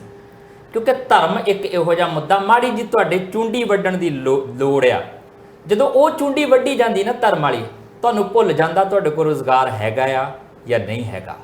ਤੁਹਾਨੂੰ ਭੁੱਲ ਜਾਂਦਾ ਕਿ ਤੁਹਾਨੂੰ ਰੋਟੀ ਸੁਖਾਲੀ ਮਿਲ ਰਹੀ ਹੈ ਜਾਂ ਨਹੀਂ ਮਿਲ ਰਹੀ। ਤੁਹਾਨੂੰ ਭੁੱਲ ਜਾਂਦਾ ਤੁਹਾਡੇ ਬੱਚਿਆਂ ਨੂੰ ਸਹੀ ਸਿੱਖਿਆ ਮਿਲ ਰਹੀ ਹੈ ਜਾਂ ਨਹੀਂ ਮਿਲ ਰਹੀ। ਤੁਹਾਨੂੰ ਭੁੱਲ ਜਾਂਦਾ ਕਿ ਸਿਹਤ ਸੁਵਿਧਾਵਾਂ ਦੇ ਹਾਲਾਤ ਕਿਹੋ ਜਿਹੇ ਨੇ, ਤੁਹਾਡਾ ਭਵਿੱਖ ਕਿਹੋ ਜਿਹਾ। ਫਿਰ ਤੁਹਾਨੂੰ ਸਿਰਫ ਇੱਕੋ ਹੀ ਗੱਲ ਚੇਤੇ ਰਹਿੰਦੀ ਹੈ, ਮੇਰੇ ਧਰਮ ਬਾਰੇ ਨੇ ਇਹ ਗੱਲ ਕਹਿਤੀ, ਮੈਂ ਤਾਂ ਫਿਰ ਦੱਸੂਗਾ ਹੁਣ। ਆਹ ਸਮੱਸਿਆ ਟਰੈਪ 'ਚ ਅਸੀਂ ਆਉਂਦੇ ਆ। ਇਹ ਪੋਲੀਟੀਕਲ ਪਾਰਟੀਆਂ ਇੱਕ ਦੂਜੇ ਦੇ ਟਰੈਪ 'ਚ ਨਾ ਆਉਂਦੀਆਂ, ਇਹ ਤਾਂ ਜਾਣਦੀਆਂ ਨੇ ਕਿ ਆਹੀ ਤਾਂ ਖੇਡ ਆ ਅਸਲ ਸਿਆਸਤ ਦੀ। ਖੈਰ ਆਪਾਂ ਵੀ ਇੱਧਰਲੇ ਪਾਸੇ ਹੁਣ ਬਹੁਤਾ ਨਹੀਂ ਜਾਣਾ। ਜ਼ਿਕਰ ਆਪਾਂ ਕਰਨਾ ਕਿ ਕਿਸਾਨਾਂ ਨੇ ਆਖਰ ਪੁਤਲੇ ਕਿਉਂ ਫੂਕੇ ਆ, G20 ਸੰਮੇਲਨ ਦਾ ਵਿਰੋਧ ਕਿਉਂ ਕਰਦੇ ਪਏ, ਕੀ ਨਫਾ ਕੀ ਨੁਕਸਾਨ। ਛੋਟੇ ਜਿੰਨੇ ਵਿਰਾਮ ਤੋਂ ਬਾਅਦ। ਬ੍ਰੇਕ ਤੋਂ ਬਾਅਦ ਤੁਹਾਡਾ ਸਵਾਗਤ ਹੈ। ਕਿਸਾਨ ਜਥੇਬੰਦੀਆਂ, ਅੱਜ ਜਦੋਂ ਪ੍ਰੋਗਰਾਮ ਨੂੰ ਅਸੀਂ ਕਰਨ ਲੱਗੇ ਸੀ, ਇਹਦੇ ਤੋਂ ਪਹਿਲਾਂ ਵੀ ਸਾਡੀ ਲੰਬੀ ਚੌੜੀ ਬਹਿਸ ਹੋਈ। ਆਲੇ ਦੁਆਲੇ ਬਹੁਤ ਸਾਰੇ ਲੋਕ, ਸਾਡੇ ਦਫ਼ਤਰ ਦੇ ਲੋਕ ਆਣ ਕੇ ਬਹਿ ਗਏ ਕਿ ਇਹ ਗਲਤ ਆ ਜਾਂ ਠੀਕ ਆ, ਇਹ ਕਿਉਂ ਇਦਾਂ ਦੇ ਧਰਨੇ ਲੱਗ ਰਹੇ ਆ, ਚੌਥੇ ਦਿਨ ਕਿਉਂ ਖਬਰ ਨਿਕਲ ਕੇ ਆ ਜਾਂਦੀ ਫਲਾਨੀ ਥਾਂ ਤੇ ਧਰਨਾ ਲਾਤਾ ਕਿਸਾਨਾਂ ਨੇ, ਇਹਨਾਂ ਦਾ ਕੀ ਲੈਣਾ G20 ਸੰਮੇਲਨ ਦੇ ਨਾਲ, ਬਾਈਡਨ ਵਾਪਸ ਚੱਲ ਜਾਊਗਾ ਇਹਨਾਂ ਦੇ ਪੁਤਲੇ ਫੂਕਣ ਨਾਲ, ਆ ਹੋ ਜਾਏਗਾ। ਪਰ ਗੱਲ ਫਿਰ ਇੱਥੇ ਮੁੱਕੀ ਕਿ ਕਦੀ ਕਦੀ ਨਾ ਸੰਕੇਤ ਵੀ ਦੇਣੇ ਪੈਂਦੇ ਆ। ਜਦੋਂ ਸ਼ਹੀਦ ਆਜ਼ਮ ਭਗਤ ਸਿੰਘ ਨੇ ਅਸੈਂਬਲੀ 'ਚ ਬੰਬ ਸਿੱਟਿਆ ਸੀਗਾ ਤੇ ਉਹਦਾ ਮਕਸਦ ਕਿਸੇ ਨੂੰ ਮਾਰਨਾ ਨਹੀਂ ਸੀਗਾ, ਉਹਨੇ ਗ੍ਰਿਫਤਾਰੀ ਵੀ ਦਿੱਤੀ ਔਰ ਇਹ ਵੀ ਕਿਹਾ ਕਿ ਮੈਂ ਤਾਂ ਸਿਰਫ ਗੋਲੀ ਸਰਕਾਰ ਦੇ ਕੰਨਾਂ ਤੱਕ ਧਮਾਕੇ ਦੀ ਆਵਾਜ਼ ਪਹੁੰਚਾਉਣੀ ਚਾਹੁੰਦਾ ਸੀਗਾ, ਮੇਰਾ ਮਕਸਦ ਕਿਸੇ ਨੂੰ ਨੁਕਸਾਨ ਨਹੀਂ ਪਹੁੰਚਾਉਣਾ ਹੈਗਾ। ਹੁਣ G20 ਸੰਮੇਲਨ ਦਾ ਵਿਰੋਧ ਕਿਉਂ ਕਰ ਰਿਹਾ ਕਿਸਾਨ? ਭਾਸਕਰ ਸਾਹਿਬ, ਕਿਸਾਨਾਂ ਦਾ ਇਹ ਦਾਅਵਾ ਆ, ਉਹ ਕਹਿੰਦੇ ਜਿੰਨੇ ਮੁਲਕ ਇਕੱਠੇ ਹੋ ਰਹੇ ਆ ਸਾਰੀ ਇਹ ਉਹ ਆ ਜਿਹੜੇ ਕਾਰਪੋਰੇਟ ਘਰਾਣਿਆਂ ਦੀ ਪੁਸ਼ਤ ਪਨਾਈ ਕਰਨ ਵਾਲੇ ਆ ਤੇ ਇਹਨਾਂ ਨੇ ਪਬਲਿਕ ਸੈਕਟਰ ਨੂੰ ਜਿਹੜਾ ਉਹ ਮਾਰਿਆ ਆ। ਇੱਥੇ ਸਾਡੇ ਮੁਲਕ 'ਚ ਵੀ ਇਹੀ ਕੁਝ ਹੁੰਦਾ, ਰੇਲ ਵੇਚਤਾ, ਤੇਲ ਵੇਚਤਾ, ਖੇਲ ਵੇਚਤਾ, ਕੁਛ ਵੇਚਤਾ, ਕਦੀ ਕੁਛ ਵੇਚਤਾ, ਉਹ ਪ੍ਰਾਈਵੇਟ ਸੈਕਟਰ ਦੇ ਹੱਥਾਂ 'ਚ ਦਿੰਦੇ ਜਾ ਰਿਹਾ। ਤੇ ਇਹਨਾਂ ਦੀ ਇਕੱਤਰਤਾ ਦਾ ਮਤਲਬ ਇਹ ਹੈ ਕਿ ਅੱਗੇ ਕੋਈ ਹੋਰ ਸਕੀਮ ਘੜੀ ਜਾ ਰਹੀ ਹੈ ਕਿ ਕਿਹੜੇ ਸੈਕਟਰ ਨੂੰ ਹੁਣ ਪ੍ਰਾਈਵੇਟ ਹੱਥਾਂ 'ਚ ਦੇਣਾ। ਦੇਖੋ, ਜਿੱਥੇ ਤੱਕ ਕਿਸਾਨਾਂ ਦੇ ਅੰਦੋਲਨ ਦੀ ਗੱਲ ਹੈਗੀ ਹੈ, ਜਦ ਦਿੱਲੀ ਦੇ ਬਾਰਡਰਾਂ ਦੇ ਵਿੱਚ ਕਿਸਾਨ 1 ਸਾਲ ਤੋਂ ਵੱਧ ਬੈਠੇ ਸੀਗੇ ਤੇ ਉਹਦੇ ਨਾਲ ਆਵਾਮ ਸੀਗਾ ਔਰ ਭਾਵੇਂ ਸਾਨੂੰ ਤੁਹਾਨੂੰ ਵੀ ਦਿੱਲੀ ਜਾਣ ਵਾਸਤੇ ਬਹੁਤ ਦਿੱਕਤਾਂ ਹੁੰਦੀ ਸੀ ਔਰ ਕਈ ਜਗ੍ਹਾ ਤੋਂ ਤੁਸੀਂ ਮਤਲਬ ਦਿੱਲੀ ਜਾਣਾ ਰਾਜਧਾਨੀ ਤੋਂ ਤੁਸੀਂ ਲਗਭਗ ਕੱਟ ਗਏ ਸੀਗੇ, ਪਰ ਉਸ ਤੋਂ ਬਾਵਜੂਦ ਵੀ ਟੀਚੇ ਠੀਕ ਸੀਗੇ। ਟੀਚੇ ਠੀਕ ਹੋਣ ਦੇ ਬਾਅਦ ਕਿਸਾਨਾਂ ਦਾ ਸਾਥ ਸਾਰੇ ਲੋਕਾਂ ਨੇ ਦਿੱਤਾ ਸੀਗਾ। ਪਰ ਅੱਜ ਜਦ ਕਿਸਾਨਾਂ ਦੀ ਗੱਲ ਕਰੀਏ, ਇੱਕ ਬਰਨਾਲੇ ਤੋਂ ਹੀ ਮੈਂ ਖਬਰ ਪੜ੍ਹ ਰਿਹਾ ਸੀਗਾ ਕਿ ਉੱਥੇ 2 ਵਿਅਕਤੀਆਂ ਦਾ ਆਪਸ ਦੇ ਵਿੱਚ ਝਗੜਾ ਹੋ ਗਿਆ ਕੋਈ ਬੈਟਰੀ ਨੂੰ ਲੈ ਕੇ ਤੇ ਉੱਥੇ ਕਿਸਾਨ ਜਥੇਬੰਦੀਆਂ ਪਹੁੰਚਦੀਆਂ, ਦੁਕਾਨ ਦੇ ਸਾਹਮਣੇ ਧਰਨਾ ਦਿੱਤਾ ਤੇ ਬਾਅਦ ਚੋਂ ਟ੍ਰੈਫਿਕ ਕੰਟਰੋਲ ਕਰਨ ਤੋਂ ਬਾਅਦ ਪੁਲਿਸ ਨੂੰ ਬੜੀ ਮੁਸ਼ੱਕਤ ਕਰਨੀ ਪਈ, ਕਿਉਂਕਿ ਜਿੱਥੇ ਕਿਸਾਨ ਜਥੇਬੰਦੀਆਂ ਦਾ ਨਾਂ ਆ ਜਾਂਦਾ ਹੈ, ਦੋ ਪੜੋਸੀਆਂ ਦੀ ਲੜਾਈ ਹੋਈ, ਉੱਥੇ ਕਿਸਾਨਾਂ ਨੇ ਧਰਨਾ ਦੇ ਦਿੱਤਾ। ਪਿਛਲੇ ਦਿਨਾਂ ਦੇ ਵਿੱਚ ਜੀਰਾ ਫੈਕਟਰੀ ਦੇ ਵਿੱਚ ਕਿਸਾਨਾਂ ਨੇ ਸਪੋਰਟ ਦਿੱਤੀ ਸੀ, ਉਸ ਮਸਲੇ ਦਾ ਵਧੀਆ ਤਰੀਕੇ ਨਾਲ ਹੱਲ ਹੋ ਗਿਆ। ਪਰਮਿੰਦਰ ਝੋਟਾ ਦੇ ਮਾਮਲੇ ਦੇ ਵਿੱਚ ਕਿਸਾਨਾਂ ਨੇ 22 ਅਗਸਤ ਤੋਂ ਆਪਣਾ ਅੰਦੋਲਨ ਸ਼ੁਰੂ ਕਰਨ ਦੀ ਗੱਲ ਕੀਤੀ ਸੀ, ਔਰ ਉਸ ਤੋਂ ਬਾਅਦ ਉਸ ਅੰਦੋਲਨ ਨੂੰ ਅੱਗੇ ਨਾ ਵਧਾਉਂਦੇ ਹੋਏ ਫਿਲਹਾਲ ਉਗਰਾਹਾਂ ਸਾਹਿਬ ਨੇ ਫਿਰ ਦੁਬਾਰਾ ਉਸ ਗੱਲ ਨੂੰ ਅੱਗੇ ਦੁਹਰਾਇਆ। ਚੰਗੀ ਗੱਲ ਹੈਗੀ ਹੈ ਕਿ ਉਹਨਾਂ ਮੁੱਦਿਆਂ ਦੇ ਉੱਤੇ ਜੇ ਕਿਸਾਨ ਕੋਈ ਅੰਦੋਲਨ ਦੀ ਗੱਲ ਕਰਦੇ ਆ, ਪਰ ਨਾਲ ਦੇ ਨਾਲ ਹਰ ਕਿਸੇ ਗੱਲ ਦੇ ਉੱਤੇ ਅਗਰ ਕੋਈ ਵੀ ਵਰਗ, ਭਾਵੇਂ ਕਿਸਾਨ ਨੇ, ਭਾਵੇਂ ਪਟਵਾਰੀ ਨੇ, ਭਾਵੇਂ ਹੋਰ ਕੋਈ ਨੇ, ਜੇ ਆਮ ਲੋਕਾਂ ਨੂੰ ਪਰੇਸ਼ਾਨੀ ਦਾ ਸਬਬ ਬਣਦੇ ਨੇ, ਕਾਰਨ ਬਣਦੇ ਨੇ, ਤੇ ਲੋਕ ਖਿਲਾਫ ਹੋ ਜਾਂਦੇ ਨੇ। ਹੁਣ ਉਹਨਾਂ ਦਾ ਇਹ ਕਹਿਣਾ ਹੈ ਕਿ ਸਰਕਾਰ ਨੂੰ ਤਦ ਤੱਕ ਸਾਡੀ ਗੱਲ ਸੁਣਦੀ ਨਹੀਂ ਜਦ ਤੱਕ ਕਿ ਅਸੀਂ ਲੋਕਾਂ ਨੂੰ ਪਰੇਸ਼ਾਨ ਨਾ ਕरें। ਤੇ ਇਹਦਾ ਕੋਈ ਜਸਟੀਫਿਕੇਸ਼ਨ ਨਹੀਂ ਹੈ ਕਿ ਤੁਸੀਂ ਲੋਕਾਂ ਨੂੰ ਪਰੇਸ਼ਾਨ ਕਰਨਾ ਸ਼ੁਰੂ ਕਰ ਦਿਓ। ਤੁਹਾਡੇ ਵੀ ਘਰ ਕੋਈ ਰਿਸ਼ਤੇਦਾਰ ਆਉਂਦੇ ਹੋਣਗੇ, ਕੁਛ ਆਉਂਦੇ ਹੋਣਗੇ, ਜੇ ਇੱਦਾਂ ਸੜਕਾਂ ਰੋਕ ਕੇ, ਔਰ ਕਦੀ ਤੁਹਾਡੇ ਘਰਦਿਆਂ ਨੂੰ ਰੁਕਣਾ ਪੈ ਜਾਏ ਉਸ ਸੜਕਾਂ ਰੋਕਣ ਕਰਕੇ, ਤੇ ਫਿਰ ਆਪਾਂ ਇਸ ਗੱਲ ਨੂੰ ਅੱਗੇ ਨਾਲ ਵਧਾਈਏ। ਮੈਨੂੰ ਇਹ ਲੱਗਦਾ ਹੈ ਕਿ ਹੁਣ ਜਿਹੜੇ ਅੱਜ ਜੋ ਬਾਈਡਨ ਆ ਰਹੇ ਨੇ, ਜੋ ਬਾਈਡਨ ਦਾ ਵਿਰੋਧ ਕਰਨਾ ਠੀਕ ਹੈ, ਵਿਰੋਧ ਹੁਣ ਸੜਕਾਂ ਰੋਕ ਕੇ ਕੀਤਾ ਜਾਏ ਤੇ ਮਾੜੀ ਗੱਲ ਹੈ। ਪੁਤਲੇ ਫੂਕੇ ਆ, ਸੜਕਾਂ ਨਹੀਂ ਰੋਕੀਆਂ। ਪੁਤਲੇ ਫੂਕਣਾ ਚਲੋ ਇਹ ਗੱਲ ਵਿਰੋਧ, ਕਿਉਂਕਿ ਦੇਖੋ ਇਹਦੇ ਵਿੱਚ ਕੋਈ ਦੋ ਰਾਏ ਨਹੀਂ, ਭਾਵੇਂ ਮੈਡੀਸਨ ਯਾਨੀ ਹੈਲਥ ਲੌਬੀ ਹੋਏ ਜਾਂ ਫਿਰ ਇਹ ਜਿਹੜੀ ਐਗਰੀਕਲਚਰ ਲੌਬੀ। ਪਿਛਲੇ ਦਿਨਾਂ ਦੇ ਵਿੱਚ ਵਰਲਡ ਟ੍ਰੇਡ ਐਗਰੀਮੈਂਟ ਦੇ ਅੰਤਰਗਤ ਸਾਨੂੰ ਯਾਨੀ ਭਾਰਤ ਨੂੰ ਇੱਦਾਂ ਦੀ ਕਿ ਐਗਰੀਕਲਚਰ ਸਬਸਿਡੀ ਦੇਣ ਵਾਸਤੇ ਮਨਾ ਕਰਨ ਦੀ ਗੱਲ ਹੋਈ ਸੀ, ਔਰ ਉਸ ਤੋਂ ਬਾਅਦ ਇਸ ਗੱਲ ਦਾ ਵੀ ਖੁਲਾਸਾ ਹੋਇਆ ਸੀ ਕਿ ਡਿਵੈਲਪਡ ਨੇਸ਼ਨ ਭਾਰਤ ਦੇ ਵਿੱਚ ਕਿਸਾਨਾਂ ਨੂੰ ਜਾਂ ਹੋਰ ਵਰਗਾਂ ਨੂੰ ਸਬਸਿਡੀ ਦੇਣ ਤੋਂ ਕਈ ਗੁਣਾ ਜ਼ਿਆਦਾ ਸਬਸਿਡੀ ਤਾਂ ਉਹ ਕੰਟਰੀਜ਼ ਦੇ ਰਹੀਆਂ, ਫਿਰ ਸਾਨੂੰ ਕਿਉਂ ਮਨਾ ਕਰ ਰਹੀਆਂ? ਲੇਕਿਨ ਸਬਸਿਡੀ ਦੇਣ ਦਾ ਤਰੀਕਾ ਗਲਤ ਹੋ ਸਕਦਾ ਸਾਡਾ, ਕਿਉਂਕਿ ਸਾਡੇ ਇੱਥੇ ਜਿਹੜੀ ਵੰਡ ਹੁੰਦੀ ਹੈ ਨਾ ਸਬਸਿਡੀ ਦੇ ਮਾਮਲੇ ਵਿੱਚ, ਉਹਨੂੰ ਕਹਿੰਦੇ ਬਾਂਦਰ ਵੰਡ। ਯਾਨੀ ਉਹਦੇ ਵਿੱਚ ਬਈ ਚਾਹੇ ਕੋਈ ਅਮੀਰ ਹੈ, ਗਰੀਬ ਹੈ, ਜਾਂ ਕੋਈ ਬਹੁਤ ਗਰੀਬ ਹੈ, ਸਾਰਿਆਂ ਨੂੰ ਇੱਕੋ ਹੀ ਥਾਲੀ ਦੇ ਵਿੱਚ ਤੋਲ ਦਿੰਦੇ ਤੇ ਉਹਦੇ ਹਿਸਾਬ ਨਾਲ ਸਬਸਿਡੀ ਦਿੰਦੇ ਨੇ।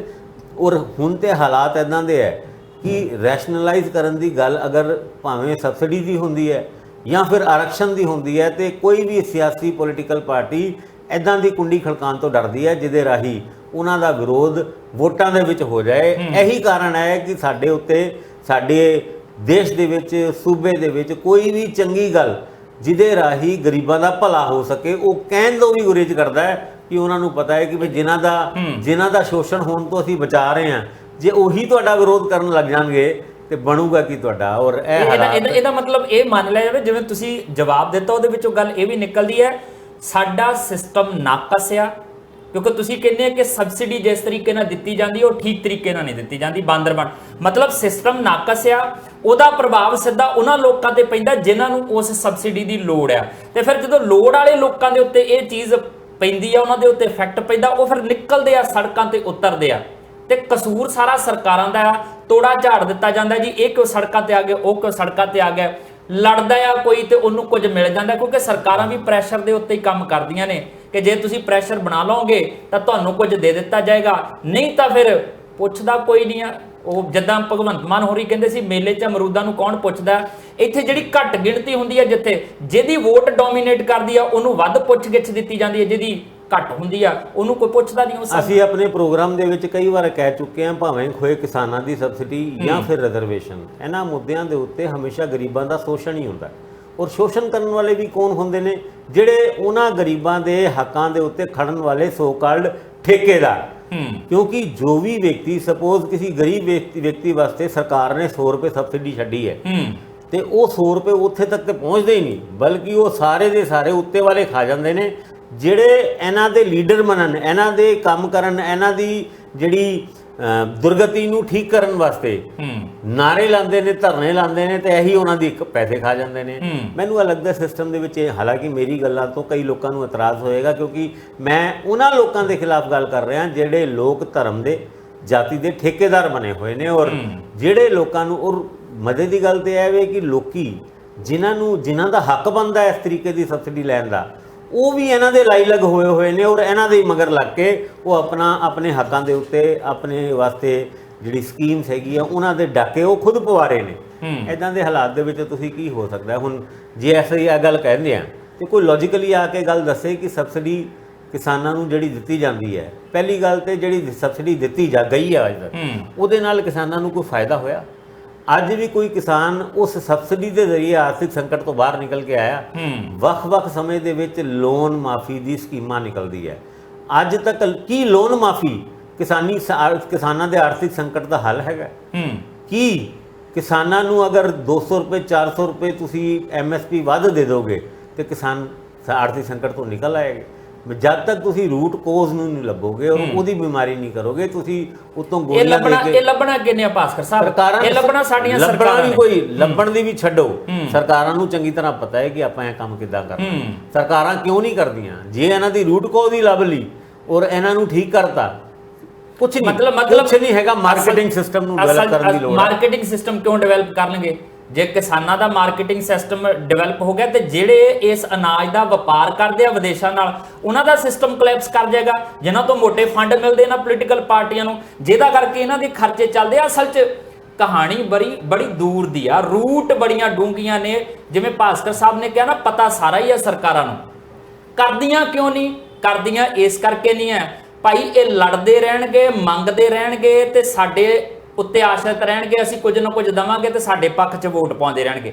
ਜਿੱਦਣ ਇਹ ਸਮਰੱਥ ਹੋ ਗਏ, ਜਿੱਦਣ ਇਹਨਾਂ ਦੀ ਫਸਲ ਭਾਅ ਤੈਅ ਕਰਕੇ ਵਿਕਣ ਲੱਗ ਪਈ, ਇਹਨਾਂ ਨੂੰ ਠੀਕ ਠਾਕ ਚੀਜ਼ਾਂ ਮਿਲਣ ਲੱਗ ਪਈਆਂ, ਇਹ ਸਮਰੱਥ ਹੋ ਗਏ ਆਪਣੇ ਆਪ ਦੇ ਵਿੱਚ, ਉਦਣ ਇਹਨਾਂ ਨੇ ਸਾਡੀ ਕਾਰਗੁਜ਼ਾਰੀ ਦੇ ਉੱਤੇ ਸਵਾਲ ਚੁੱਕਣੇ ਸ਼ੁਰੂ ਕਰ ਦੇਣੇ। ਉਦਣ ਸਾਨੂੰ ਪੁੱਛਣਾ ਸ਼ੁਰੂ ਕਰ ਦੇਣਾ, ਸਰਕਾਰ ਜੀ ਕਰਦੇ ਕੀ ਹੋ? ਐਜੂਕੇਸ਼ਨ ਲਈ ਕੀ ਕੀਤਾ ਆ? ਹੈਲਥ ਲਈ ਕੀ ਕੀਤਾ ਆ? ਸਾਡੇ ਬੱਚਿਆਂ ਦੇ ਭਵਿੱਖ ਲਈ ਕੀ ਕੀਤਾ ਆ? ਹੁਣ ਸਿਰਫ ਆਪਣੇ ਭਵਿੱਖ ਨੂੰ ਰੋਈ ਜਾਂਦੇ ਆ ਕਿ ਸਾਨੂੰ ਆਹ ਦੇ ਦਿਓ, ਸਾਨੂੰ ਉਹ ਦੇ ਦਿਓ। ਔਰ G20 ਸੰਮੇਲਨ ਦਾ ਵਿਰੋਧ ਕਰਨ ਦਾ ਮਕਸਦ ਵੀ ਇਹਨਾਂ ਕਿਸਾਨਾਂ ਨੇ ਜਿਹੜਾ ਸੰਕੇਤ ਦਿੱਤਾ ਉਹ ਇਹ ਹੈ ਕਿ ਇਹ ਜਿਹੜੇ ਵੱਡੇ ਮੁਲਕ ਆ, ਇਹਨਾਂ ਦੇ ਨਾਲ ਜੁੜੇ ਹੋਏ ਕਾਰਪੋਰੇਟ ਘਰਾਣੇ, ਉਹਨਾਂ ਕਾਰਪੋਰੇਟ ਘਰਾਣਿਆਂ ਦੇ ਪੱਖ ਦੇ ਵਿੱਚ ਬਣਦੀਆਂ ਨੇ ਨੀਤੀਆਂ। ਵਿਸ਼ਵ ਬੈਂਕ ਦਿੰਦੀ ਆ ਲੋਨ, ਤੇ ਲੋਨ ਦੇ ਬਦਲੇ ਦੇ ਵਿੱਚ ਫਿਰ ਉਹਨਾਂ ਦੇ ਪੱਖ 'ਚ ਬਣਦੀਆਂ ਨੀਤੀਆਂ। ਜਿੱਦਾਂ 3 ਖੇਤੀਬਾੜੀ ਕਾਨੂੰਨ ਬਣਾਏ ਗਏ ਸੀਗੇ, ਉਹ ਕਿਤੇ ਆਪ ਥੋੜੀ ਰਾਤੋਂ ਰਾਤ ਸੁਪਨਾ ਆਇਆ ਮੋਦੀ ਸਾਹਿਬ ਨੂੰ ਕਿ ਆਪਾਂ ਇਦਾਂ ਕਾਨੂੰਨ ਬਣਾ ਦਿੰਦੇ ਆ ਤੇ ਬੱਲੇ ਬੱਲੇ ਹੋ ਜਾਏਗੀ। ਇਹ ਤੈਅ ਕੀਤੀਆਂ ਹੋਈਆਂ ਚੀਜ਼ਾਂ, ਕਿਉਂਕਿ ਕਈ ਮੁਲਕਾਂ ਦੇ ਵਿੱਚ ਇਹ ਸਾਰਾ ਸਿਸਟਮ ਚੱਲਦਾ ਪਿਆ। ਤੇ ਉੱਥੇ ਖੇਤੀ ਦਾ ਕੀ ਹਾਲ ਹੋਇਆ? ਕਿਸਾਨ ਅੰਦੋਲਨ ਦੇ ਵਿੱਚ ਬੜਾ ਕੁਝ ਇਹਦੇ ਬਾਰੇ ਚਰਚਾ ਹੋ ਚੁੱਕੀ ਆ। ਪਰ ਇਹਦੇ ਵਿੱਚ ਜ਼ਰੂਰ ਮੈਨੂੰ ਲੱਗਦਾ ਕਿ ਦੇਖਣਾ ਬਣਦਾ ਕਿ ਸੰਘਰਸ਼ਸ਼ੀਲ ਜਥੇਬੰਦੀਆਂ ਇਹ ਇਹਤਿਆਤ ਰੱਖਣ ਕਿ ਉਹਨਾਂ ਦੀ ਕਿਸੇ ਵੀ ਗਤੀਵਿਧੀ ਦੇ ਨਾਲ ਆਮ ਵਿਅਕਤੀ ਪ੍ਰਭਾਵਿਤ ਨਾ ਹੋਵੇ, ਉਹਦੇ ਰਾਹ 'ਚ ਰੁਕਾਵਟ ਨਾ ਪੈਦਾ ਹੋਵੇ, ਜਿਹਦਾ ਕਰਕੇ ਲੋਕ ਤੁਹਾਡੇ ਤੋਂ ਟੁੱਟਣ। ਕਿਉਂਕਿ ਲੋਕ ਰੋਹ ਤੇ ਲੋਕ ਸੰਘਰਸ਼ ਲੋਕਾਂ ਦੇ ਨਾਲ ਕਾਮਯਾਬ ਹੁੰਦੇ ਆ, ਲੋਕ ਟੁੱਟਦੇ ਆ ਤੇ ਫਿਰ ਸੰਘਰਸ਼ ਕਾਮਯਾਬ ਨਹੀਂ ਹੁੰਦੇ। ਫਿਲਹਾਲ ਅੱਜ ਦੇ ਲਈ ਇੰਨਾ ਕਿ ਦਿਓ ਇਜਾਜ਼ਤ ਜਸਵੀਰ ਨੂੰ। ਦੇਖਦੇ ਰਹੋ TV ਪੰਜਾਬ।